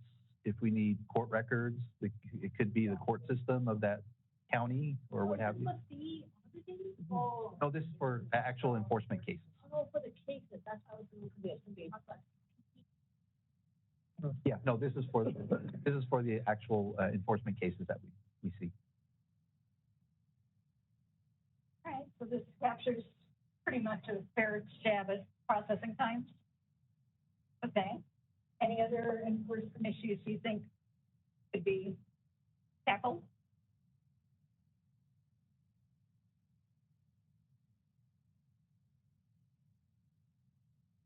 Okay. I would say another issue that we had, not currently, is staffing, because each enforcement unit, there's only one staff that is assigned to a particular a duty, such as cite and fine, enforcement, probation, and investigation. Because there's only one staff, sometimes when one staff leaves, then that leaves gap to be filled. Or promote. or promote, yeah. And a lot of time it is due to promotion. And that is issue that we had in the past year, but now we are currently filled. And just the amount of time that it takes to retrain a staff in board policies and procedures and everything, just an immense amount of time for management. So I would say that would be a big issue that we face as a board, being a smaller board and staffing. Right. You know, when somebody's been with us for a while and they know the system, and then they leave, us as a small program, it makes a huge impact. Right. Yeah. Right. Do you have documentation, and do you think like you've got an onboarding training process? You have a handle on all that, or is that something you want to improve so that in the future knowledge transfer runs more smoothly? That's definitely something that we are working on as far as the policies and procedures, the desk manual. That's something that we are currently working on to ensure that every single position has a desk manual in a way where a new employee that joins our team can open the manual and be able to understand the process. So that is something that we are working on for it. Right, great. And you mentioned cross-training too, which is a big help, because if one person leaves, at least there's somebody who can try and help pick up slack. Yeah, we've learned from the past in not having adequate staff. And then once we started getting staff, they operated in silos. So now we're working to break the silos and have it for a cross-trained individual.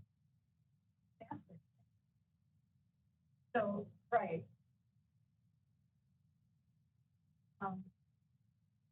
Fantastic. Thank you, Tricia. And mine. Great. So yeah, reduced impact when one person leaves. Since we're in process, are you happy with leaving it in the strategic plan as an option? Okay. Yeah. Can always do more staffing. Right. Some people will always turn through and promote. Okay. Yeah. Any other enforcement issues you think?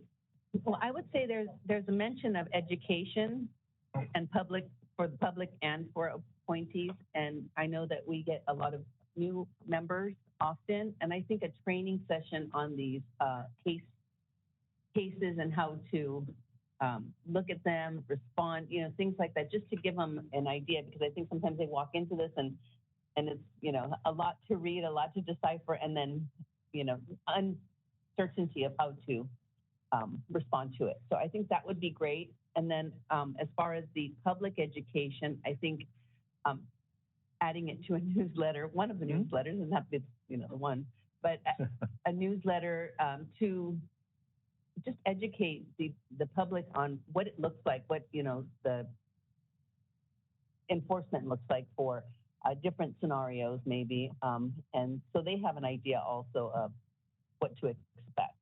Because I think sometimes they walk into it and they don't know, and so it's cumbersome. So I get you. So we can first talk about the board member education. I agree. We've heard that from a number of different boards too, that there's the DCA-wide board member orientation, but you need more information about your own board's processes, things like that. So that sounds like a great idea would you like to put together like a annual retreat or a retreat when you get an influx of new members? Do you want to just have written material that you can send to them? Any thoughts on just refining the onboarding process?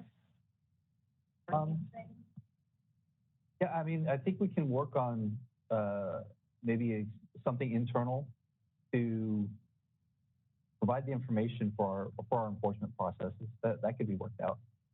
Yeah. Right. I just hope we don't have a large turnover like we did before, because we got so many newer members. I want to keep the ones I have. You know, I don't want a big turnover anymore. And then also to set expectations for newer members on how much research and reading do you need to do for each petitioner case, and are you really expected to memorize their whole history and this sort of stuff? So, yeah. A written document would be sufficient in the sense that it's referenceable while we are looking at the case, so that we can kind of remind ourselves, okay, what am I looking for here? What might I miss?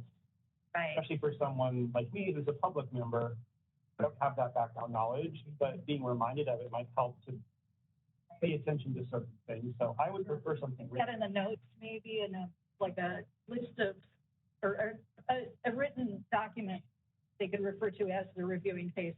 Yeah. Well, and again, it was a goal that I have, is to update the member procedural manual. Right now, there's a small blurb about enforcement in there, and we can definitely expand on that. So that way, you know, it should fulfill this goal. Great, beautiful. So your outcome is all your board members are on the same page. So confident in what they're reading and doing. Yes. The public education part. Now, I was curious, Dr. Jones, whether you meant like a patient in an office is aware that the hygienist is not doing what they're supposed to be doing or outside their scope, or do you mean licensees know confidently how enforcement is handled? I think for licensees, so that they know how enforcement is handled, because I don't think they understand, you know, the gravity of some of these issues that we see. So. Right. Okay. So because when I think public, I think patients. Yeah. And you know, oh, the hygienist wasn't allowed to fill my cabinet. I didn't know. They have a smock on. Well, that's yeah, they better. Yeah. That sort of stuff. Okay. Great. I did have one more goal. Are you finished with this one, or? No. Okay, go ahead. We're going to take a look at the desired outcome. Go ahead. Is there any sort of a, licensees are aware of the common complaints. Licensees are aware of the process. It could be a lot of things. Yeah. Is there anything you want to say? Yeah, I don't think licensees are aware of the process, to be honest with you. That's something, you know, we could, like, again, put it in the newsletter to explain the process. Maybe that will, but in my experience in talking to people, you know, the licensees themselves don't normally research what the enforcement aspect pertains to, because it doesn't apply to hopefully most of them. So, you know, helping them out with an explanation, I think is a good thing. You find a lot of enforcement issues stem from the licensee not realizing that they were, okay. Because you know, there are some things of, you know, how to document, and we cite a lot of people on how to document your work, and so they didn't know, so put a newsletter article. But you think most of the enforcement things are they knew what they were? A lot of our enforcement are external factors from the actual practice, but the ones that we do look at as far as practice is concerned, to be honest, they know what their scope is. And the ones that are attempting to do other things, they're aware that they shouldn't be doing it. If not, they should familiarize themselves with the law. So listing top 5 common enforcement issues isn't really going to help people who already know. Or do you think that would be something to try and communicate to licensees? We can put it in there if we have suggestions. The same little trivial stuff coming up over and over that people just don't get it? Yeah, a lot of our enforcement issues stem from arrest and conviction. Oh. sign. So that's really not related to practice. Right. Yeah. So that's a big goal of our enforcement of non-practice related issues. Oh. Okay. Good to know. Does enforcement just strictly pertain to licensees, or how about the schools holding them accountable? We can do that too because we have the oversight for educational programs. So that can be a part of it as well. And that's actually one of my other things that I have on my list that I'm going to present to when we get to the education part. Mm-hmm. So any other, this is pretty much, yeah, I think educational oversight is its own goal area. Okay. I think we'll tackle that there, right? So does this pretty much capture making licensees aware of the process? Okay. Information, yeah. Right. Okay. Any other topics in enforcement that you think? I do have one. It kind of overlaps between enforcement and outreach per se. And because we are consumer protection oriented, this is an idea, and I have to, talk to the dental board as well. But, when you go in to get your car smogged and you go sit in the waiting room, there's this nice huge sign up there that says, if you have a complaint, contact the Bureau of Automotive Repair. What I was thinking to present, and maybe put it on a goal because it'll probably be years out, is because I was in my dentist office last week, if we could have like even small brochures in dental offices that could be available to the consumer to say, if you have an issue, you can file a complaint, whatever, and explain the process in the dental office. Of course, we have to get the buy-off as well with the dental board. But I was just thinking if we had something like that for consumers that could be readily available for them to contact. I don't want to, because I know a lot of dentist offices are really nice. I don't want to put some big sign up there that says contact DCA for, complaints or anything. But I think a nice little brochure sitting in their waiting room next to the magazines or something like that might be a little more attractive. So that was one of my ideas. We're currently required to have postage in the waiting room for how the public can contact either the dental board or the dental hygiene board with the phone number. Correct. Correct. So is that different than? Well, I was just thinking a little bit more information for the consumer rather than just a little small piece of paper, which I know a lot of dental offices probably use, with that minimal information on it. That's all. Okay. To enhance that. Could that be in the format of a QR code where they can scan the code and access a page to where it says, here's the information. Because I see that a lot in airports now, way to plug in quickly to check in for customs and things like that. Yeah, so possibly. Code, eliminating papers, what my goal thinking is, reducing trees that we cut. So if we have a QR code that is linked to our website, it says this is a key points to where you have any concerns, reach to us. Could that be, and that's easy, in acrylic base, whatever you want to have it. Something is easier. I don't know. This is no, that's a great idea. Because technology. Technology, yeah. Yeah. I'd be curious what the adoption of QR codes is. It's growing and growing and growing. Yes. Airports have it now. But I also have a fair number of people who say, what is that? I don't know. But it shouldn't be the only source of info. It's certainly an additional. Because you got a population of the elder that don't have access to things like that or don't know how to access. Don't choose paper base is also one single option. Right, exactly. So Tony, I'm just a little curious on a tangent. Is this something where you would put like scope issues, or is this just to file a complaint? You can do that. Yeah, it's just information to basically file the resources to file a complaint. Okay. It's largely a repeat of the phone number listing that's on the sign. Yeah. Okay. Yeah. All right. Can we make this information bilingual for inclusion purposes? Yeah.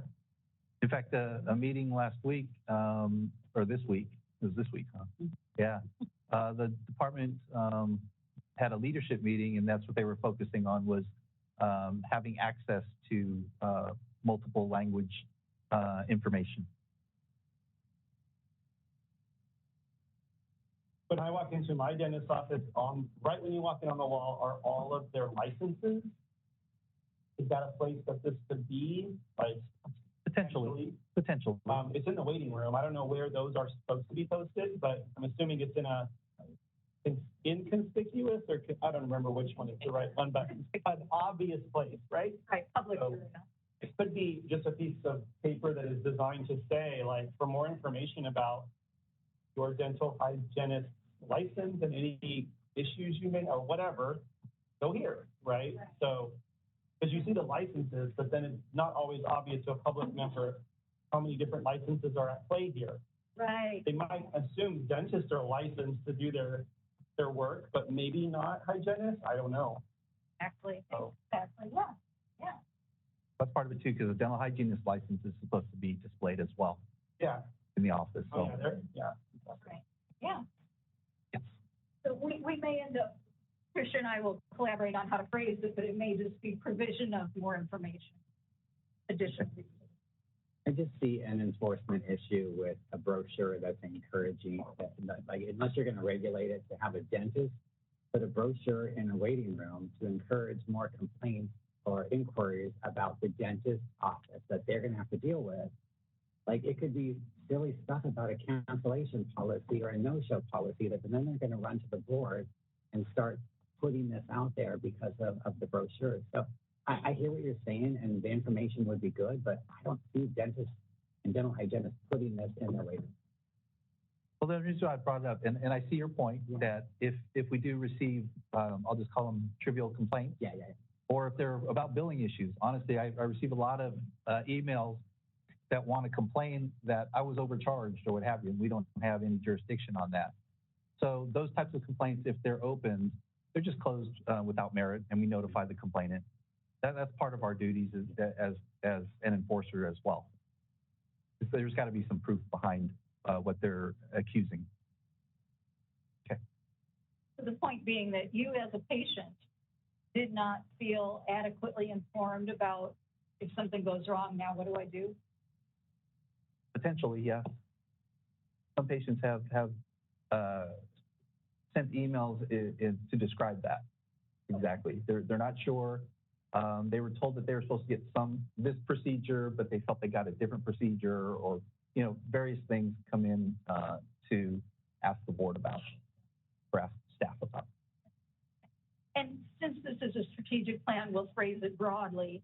And if you find you've got an avalanche of trivial complaints that are eating up staff time, then you can sort of pull back on the nature of the information you provide. So that's a nice amount of wiggle room to balance those two. Great. Anything else anyone had on their notes or the list about enforcement issues? I have one more in, and I think one of the goals is to update our disciplinary guidelines and kind of feedback on the station with board member regarding disciplinary actions. We do have a disciplinary guideline and substance abuse guideline that we currently have, but it is a little bit outdated right now. That guideline kind of talks about why we do what we do as far as enforcement goes and what are some of the minimum consequences if they violate certain regulations or laws. So there's a lot of information on our disciplinary guidelines that pertains to enforcement. That's also something that we also need to update, because the last one was 2014 or 12. Yeah, it's out of date. Yeah. And it will be presented back to you once the draft is created. Yeah, so work on updating is generic enough and general enough. Yeah. But still isolates and identifies the issue.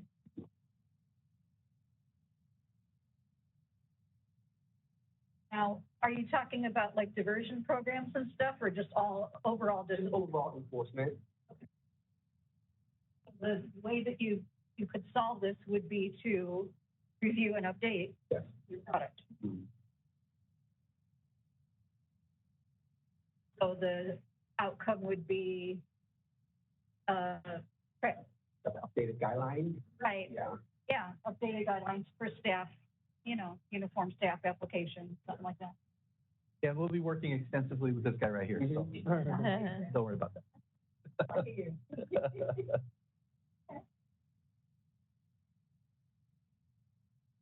Anything else that anyone had on their list of stuff, enforcement-related things?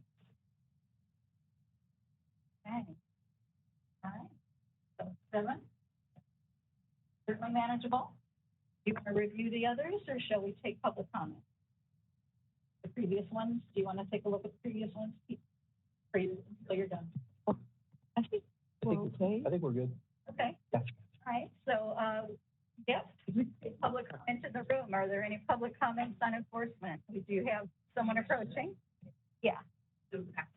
Oh, These were the ones that were up there. The education of the licensees, or when I think it was number 5, yeah.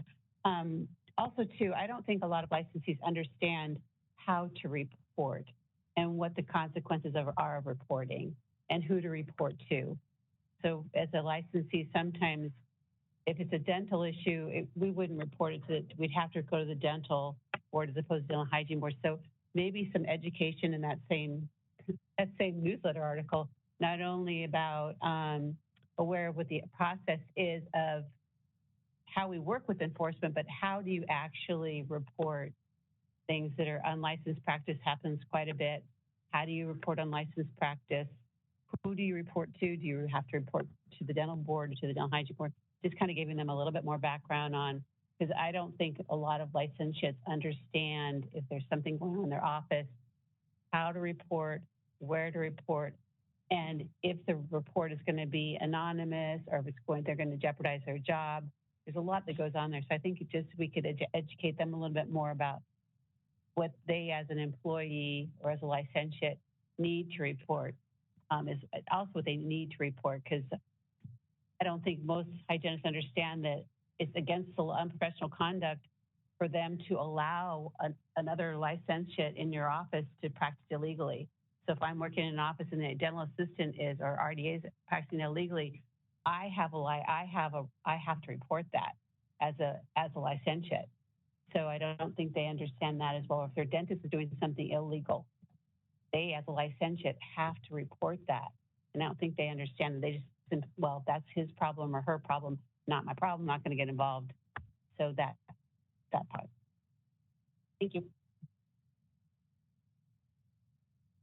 I see no further comment in the room. WebEx moderator, can we open public comment? We are now accepting public comment on enforcement. If you'd like to make a comment, please raise a hand by tapping that hand button at the bottom of the screen. Dial-in users, dial *3 to raise your hand. And for our mobile device users, you only have one screen out of 3 that has the hand button. So you may need to tap the ... the ellipses button at the bottom in order to find the appropriate screen. We also have the Q&A button at the bottom right-hand corner of the screen where you may type the word comment. And it looks like we have a request for comment from Darla Dale. Hold on just a moment. We're going to send you a request to unmute your microphone. You'll be given 2 minutes to speak, and I'll give you a 15-second warning before your time expires.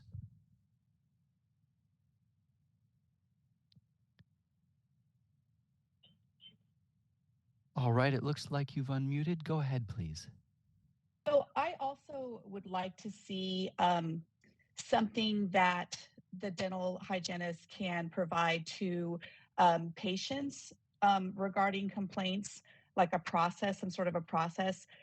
Going back to what Joanne Galliano just mentioned, there have been some activities going on in dental offices, such as RDAs doing dental hygiene scope of practice duties.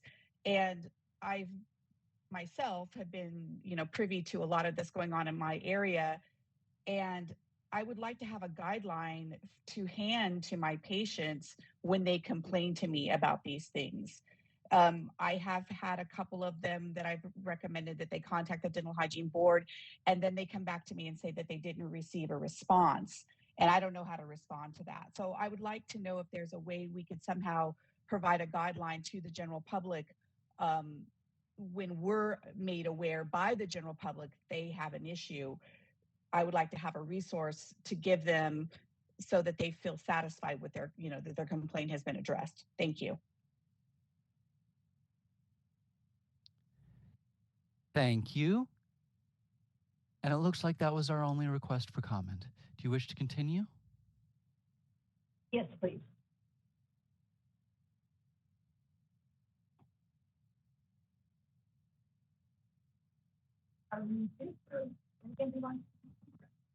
Oh. 11:30. No. Oh, 12 o'clock is lunch. 12 o'clock is lunch. Sorry. But in reflecting on public comment, is there anything you wish to revise or enhance or change? Okay. Does this get incorporated into what she stated, into that piece? We've taken some notes at the bottom, but we have not incorporated it into your objectives. My question is, do you want to adjust any of your objectives based on the public comment that was given? I think it was in alignment, right, with what we said. Right. So Yeah, certainly in the action planning, the executive officer, Lum, and staff decided how many details to include in the educational material that you make available. So it's valuable input, and we will take that into consideration, but it's too specific for this particular activity. Okay. Thank you. Sure. All right, great. So I think at that point then we're ready to move to goal 3. And Tricia again will take over. So we can at least get started on this goal area before we break for lunch. So as you can see, we've got the pages that you can refer to listed there. Goal area 3 is legislation and regulation. And we'll take a look at the effectiveness rating. So again, for the most part, considered effective in this area. And then let's take a look at the summary. I'll let you look at that for a little while.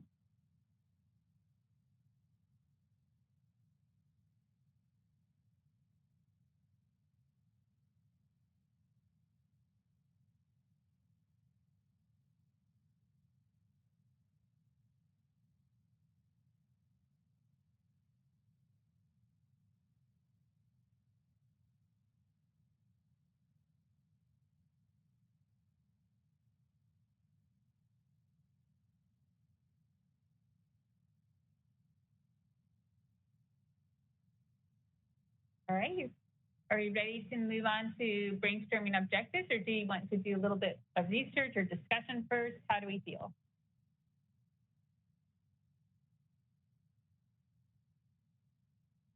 All right. I think we. Okay. Yeah. No, I think I'm good with. Okay. Okay. Cool. So does anyone have an issue that they would like to be considered?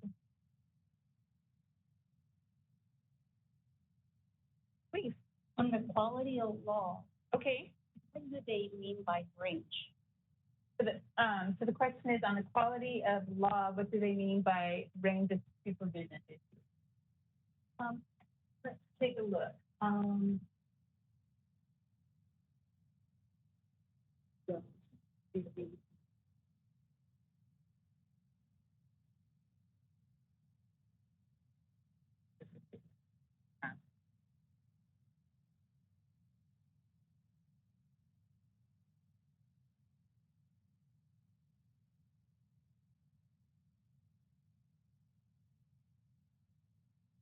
don't know what that means. Some comments about largely about clarity of who needs to supervise what, general supervision and direct supervision, things like that.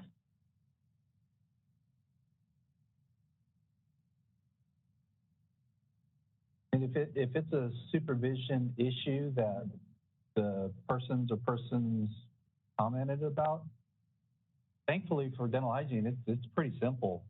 If it's not part of the soft tissue curettage, local anesthesia, or nitrous, that's under direct supervision of a licensed dentist, anything else within the scope of practice for a dental hygienist is under general supervision. So that's one part I do like about the law. It's pretty straightforward and easy. And I think it may be the expansion of the SNL in to be general supervision. I'm assuming because that has come up in the past. With the AP being issue because they are practicing more independently and not having a provider to support them. APs can do local and soft tissue without the supervision, but for RDHs they still have to do it under direct supervision unless they work in a public health setting. And there was some discussion in our previous meetings about either going to general or with at the discretion of the dentist to do anesthesia. But I don't know if we've ever really addressed that.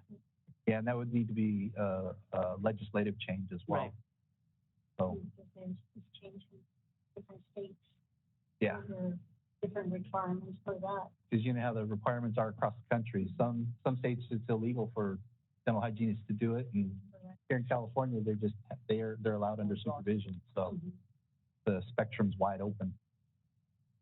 So under range state just means direct and non-direct is what they're talking about, correct? That's what it sounds like. Yeah, I mean we explained it. I believe it's 1909. It's pretty straightforward in the laws, where it says these are the services that a hygienist can provide under direct supervision, and everything else refers to general supervision. May I ask a question? In regards to, you've made a comment about at the dentist's discretion, whether for local anesthetic from the AT versus the RDH. And I guess what I'm a little confused on is the education of an AP doesn't go into any greater depth when it comes to local anesthetic than what the registered dental hygienist gets in their education. So I appreciate that the AP has the ability to give local anesthetic, but I don't understand why the RDH doesn't have that same ability. Maybe now is not, I don't know, I guess this is the right time to talk about it. So I don't know where we left that off since I'm just jumping into the conversation. Well, I think when the legislation went through to allow APs to do that, they took into consideration where you're working and you're working autonomously, and the let's just say the population that most APs serve, as opposed to looking at the typical RDH who works in a dental office, and they take all kinds of different circumstances into consideration, and that's how the APs were allowed to obtain that provision to allow those services without the dentist. Their skill set is no different. There may have been more to it than just the skill set, put it that way. But it was in our sunset review that we discussed it, and so that's why I think it's important to bring it back, that we consider looking at that. We could. Do we want to make that an objective then? I would. Yeah. Re-examine. Is it the AP? No, RDHs. RDHs? Okay. Supervision of anesthesia. Okay, supervision of anesthesia. Okay. Will I address it? And I would say I would go back to or including STC. Yeah. No, I know. I know. And I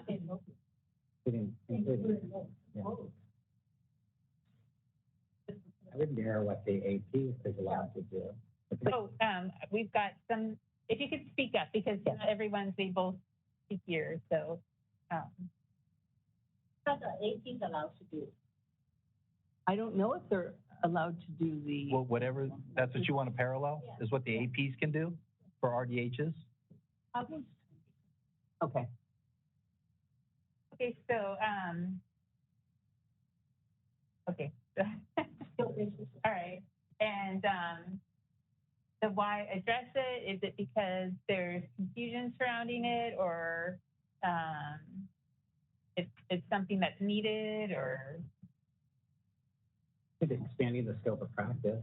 Okay. The dental hygienist giving, more opportunities to patient care. Okay, so why address it? More opportunities for patient care. I think that the why was for this one and for two.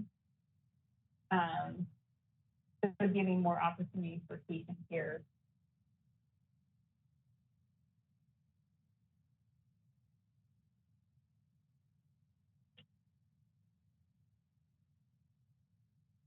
And then in terms of how the board can resolve it,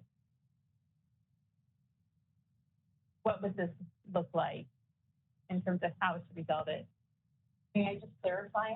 You have supervision of anesthesia both forms. It would technically be local anesthesia and soft tissue curettage. Okay, so local anesthesia and soft tissue. Did you say curettage? That's curettage. Professional speak. Sorry. No, that is perfectly fine. I appreciate it. Thank you. The question is, how can the board solve it? Yes, how can the board solve or address it? Well, the first thing that we would need to do is obtain legislation. We'd have to change the laws. Okay. But we also have to discuss it with interested stakeholders as well. Okay. So, That changed the scope of the RDHA. no, Okay. they're already allowed to do it. They're already allowed. APs can do it. Yeah. It's just the RDHs that we're focusing on. Okay. And then the desired outcome. Say then Equal expansion. Increased patient care. Okay. Increased patient care. just expand scope of practice. Yeah. Yeah.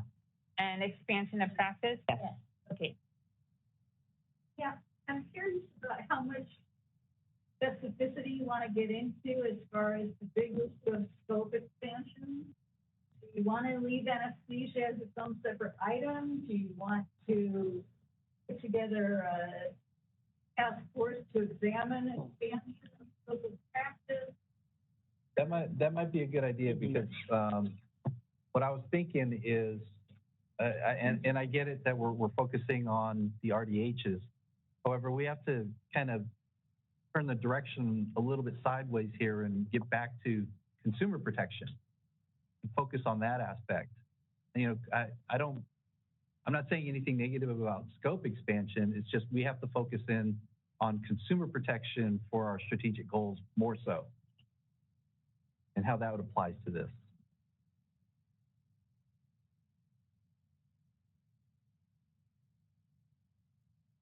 I mean, things like, just as an example, comes top of my head, would that, by allowing RDHs to do it autonomously in the dental office, would that decrease, say, the wait time if somebody needs to be re-administered or something like that? You know, patient comfort or what have you.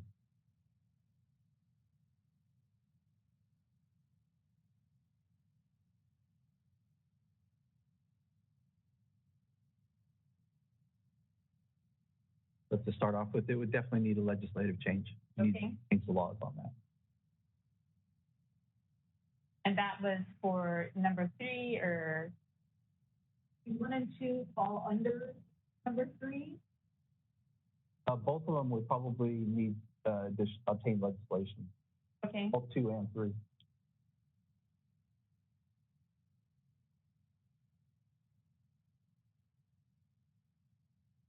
Just for clarification, we're not necessarily talking about expanding the scope of practice as much as we are changing the supervision. The scope of practice, we're all giving the, sure, I mean, we have the ability to changing the supervision level. Changing the supervision level. Okay. All right.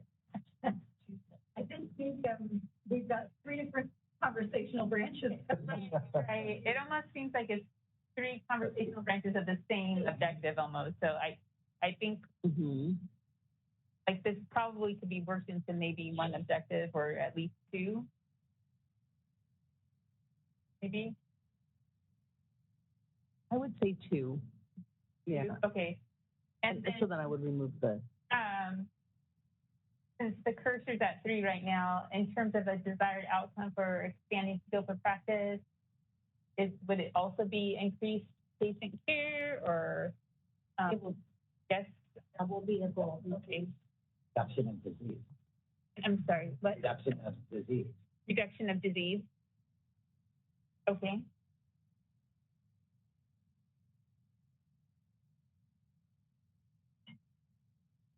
So just a question on that increased patient care aspect.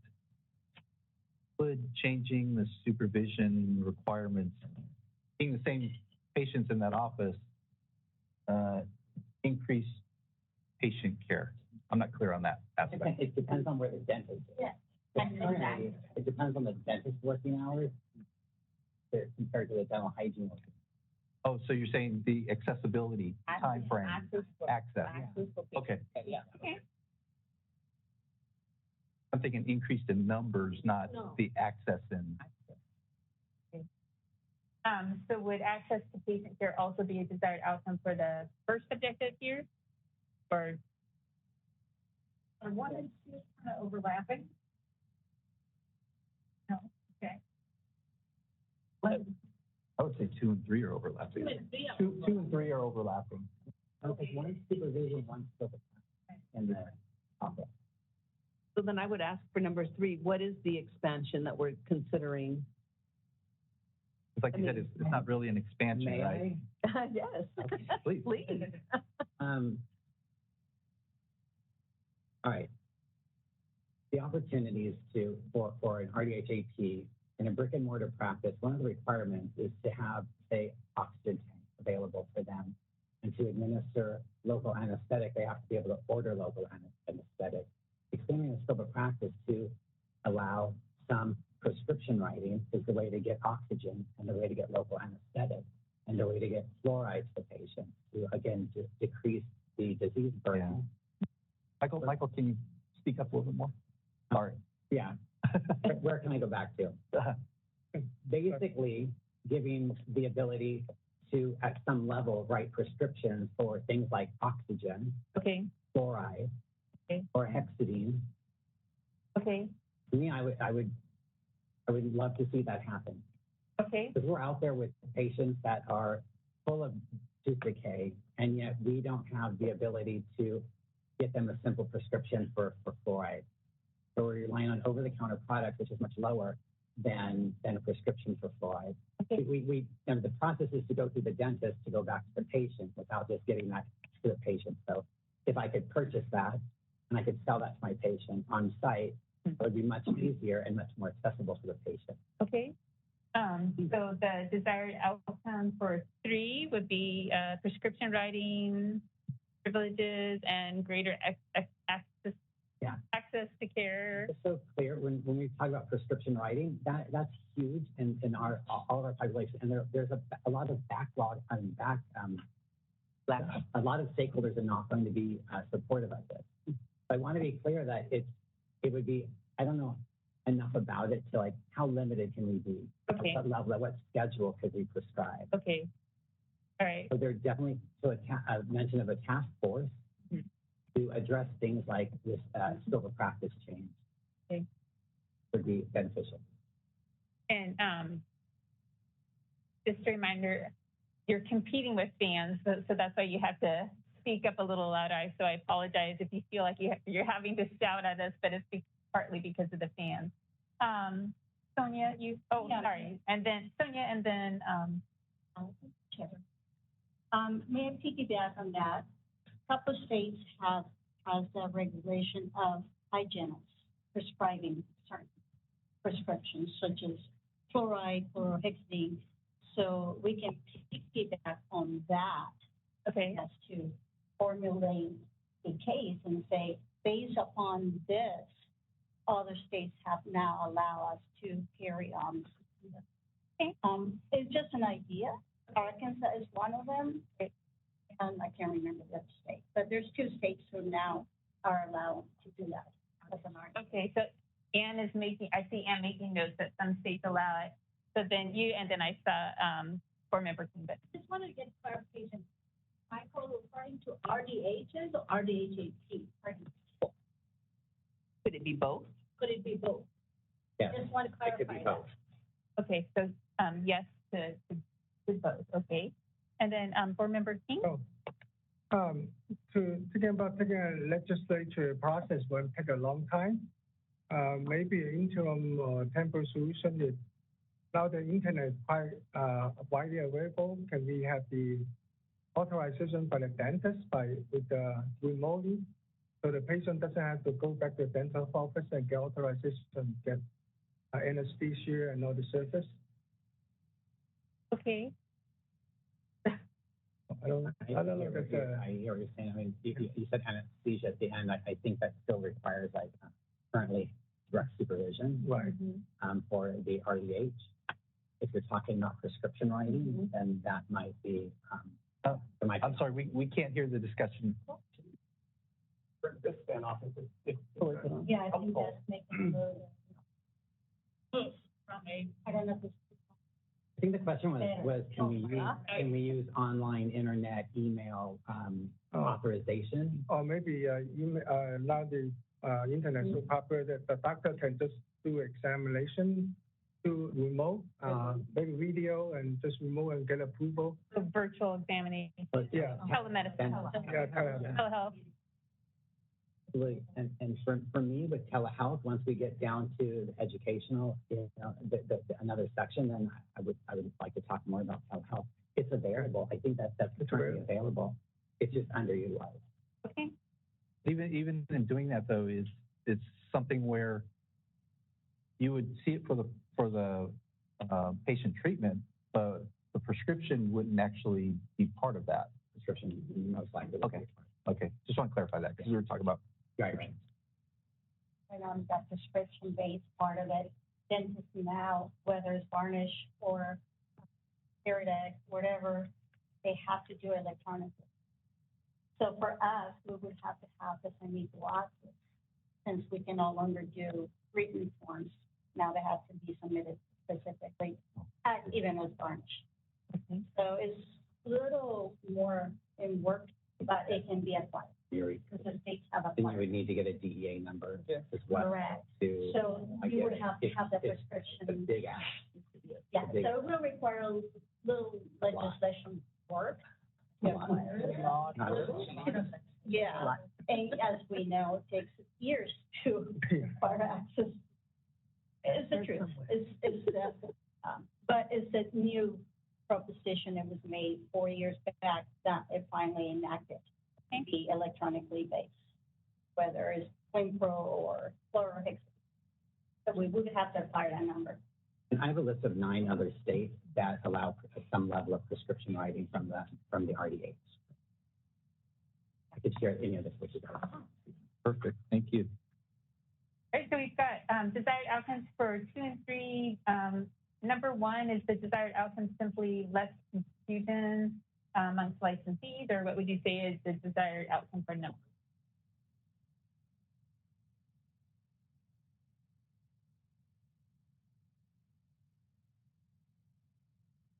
I think that one can go in the newsletter. Okay, so the objective one can really be just a newsletter item. Okay. Number 1. Yeah. Communication. Okay. All right. So this needs to be a full objective. Correct. It needs to be a newsletter. Yep. And she's just cutting and pasting it below. It's not disappearing. Just. We've got 2 objectives here. Is there another issue in legislation regulations that you'd like to address? About educational legislation that's required. Now. Moving forward into more futuristic parts. Wait, you mean to use it? Yeah. It can already be used. Okay. Can Yeah. it be used by us or just by the dentist? Yeah, hygienists can use it. Okay. Yeah. Yeah, because I think that facilitates RDHAPs and RDHs to acquire more patient-based, Yeah. homebound. Yeah, the professionals can use it. Okay.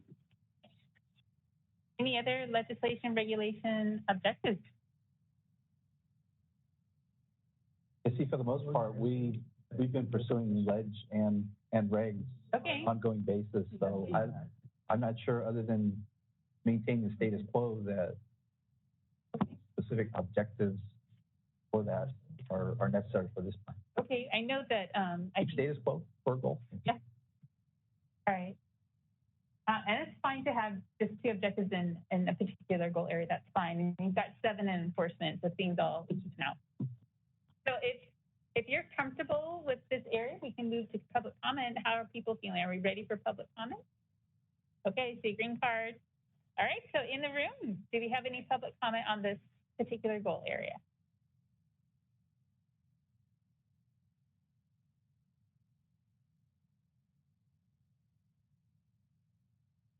And this could be a newsletter thing.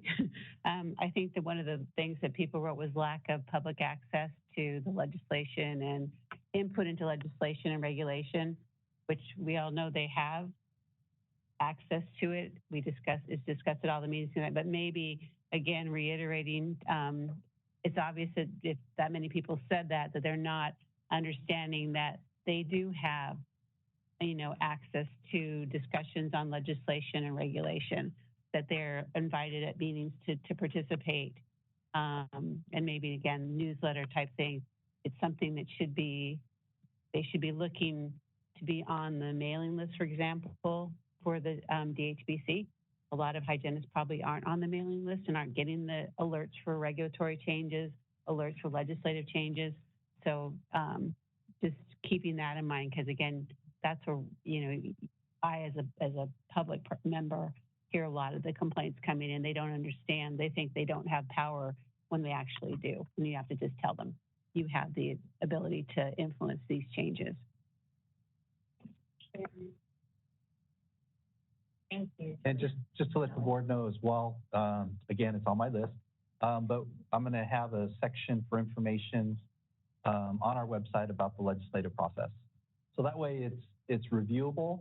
And I'm going to emphasize this because I know we have some licensees on the line, but look on our website. Every email I send out, it says, look on our website, and that's where you'll find the latest and greatest information. So. Great, thank you.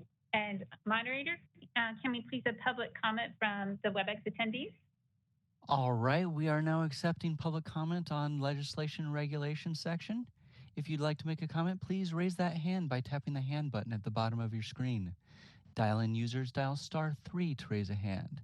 And for our mobile device users, if you're having trouble finding that hand button, tap the ellipses button, the ... in order to find the appropriate page with the hand button. You may also type the word comment into the Q&A box in the lower right-hand corner of your screen and send that comment to all participants. We're going to take just a few seconds now to see if we have a request for public comment.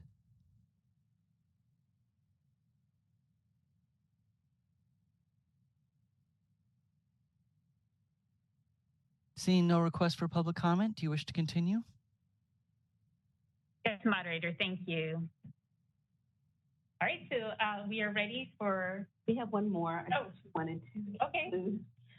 And this is thinking futuristic in the career, profession. I think that we have progressed will be something to see as doing injections, meaning immunizations to both us, which is now other states have been integrating that into your profession.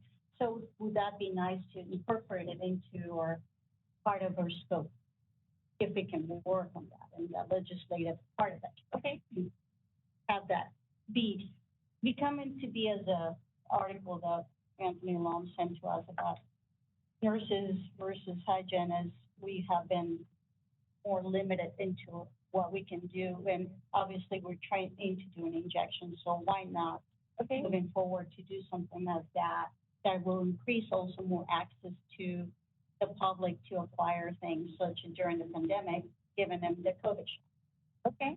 But there's other things that we can forecast happening in the future. So it's something that I don't know if you guys are interested in pursuing it. Okay. And that would be for TMD, right? Right. Correct. Botox is not cosmetic. Yes. It is for other purpose. It's not aesthetic. Okay, yes. So could we add that under expanding scope of practice? So okay, we deal with issues of TMJ, GMDs. So the ability for an outcome for the third one, the ability to give injections of Botox for things like TMJ. Yeah. So will that be diagnosed by the clinician and the hygienist will?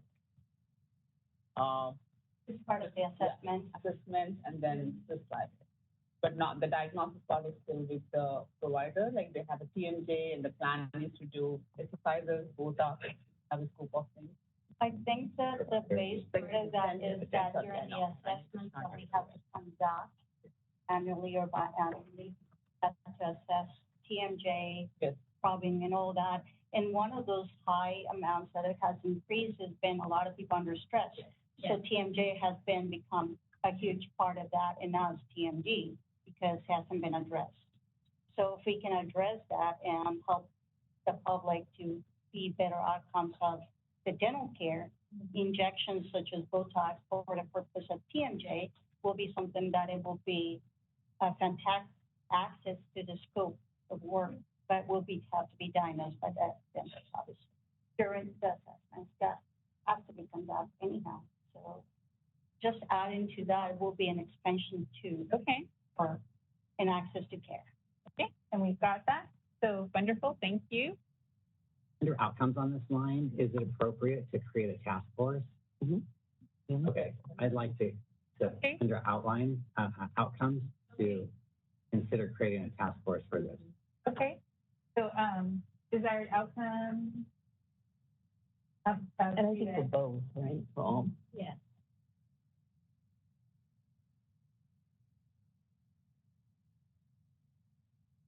All right. They said one more comment. Sure. For the board, please keep in mind that this is going to be a 5-year strategic plan. So not going to happen by the summer of 2024. Some of this stuff might be on the next strategic plan. Could be too. Yeah. Possible. Right. Yes. Talking about it. All right. So I think now we're ready to take a recess for lunch. Do we need to go back to public comment on these because we added to it? Okay. All right. So we are, because of the additional comment, we are taking public comment again. We'll start with the room. Any public comment from the room? Okay. WebEx moderator, can you check for public comment from WebEx attendees, please? Absolutely. If you'd like to make a comment on the addition, please raise that hand by tapping the hand button at the bottom of the screen. Dial-in users dial *3 to raise a hand. And mobile device users, you may need to find the correct page with the hand button by hitting the ... the ellipses button at the bottom of your screen. We're going to take just a few seconds to see if we have a request for comment before moving along.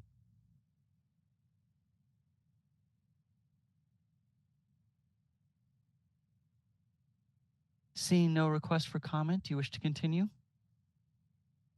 Yes, thank you, moderator. We'll break for lunch now. Okay, so we will now break for lunch. So they return at 1:10. Okay.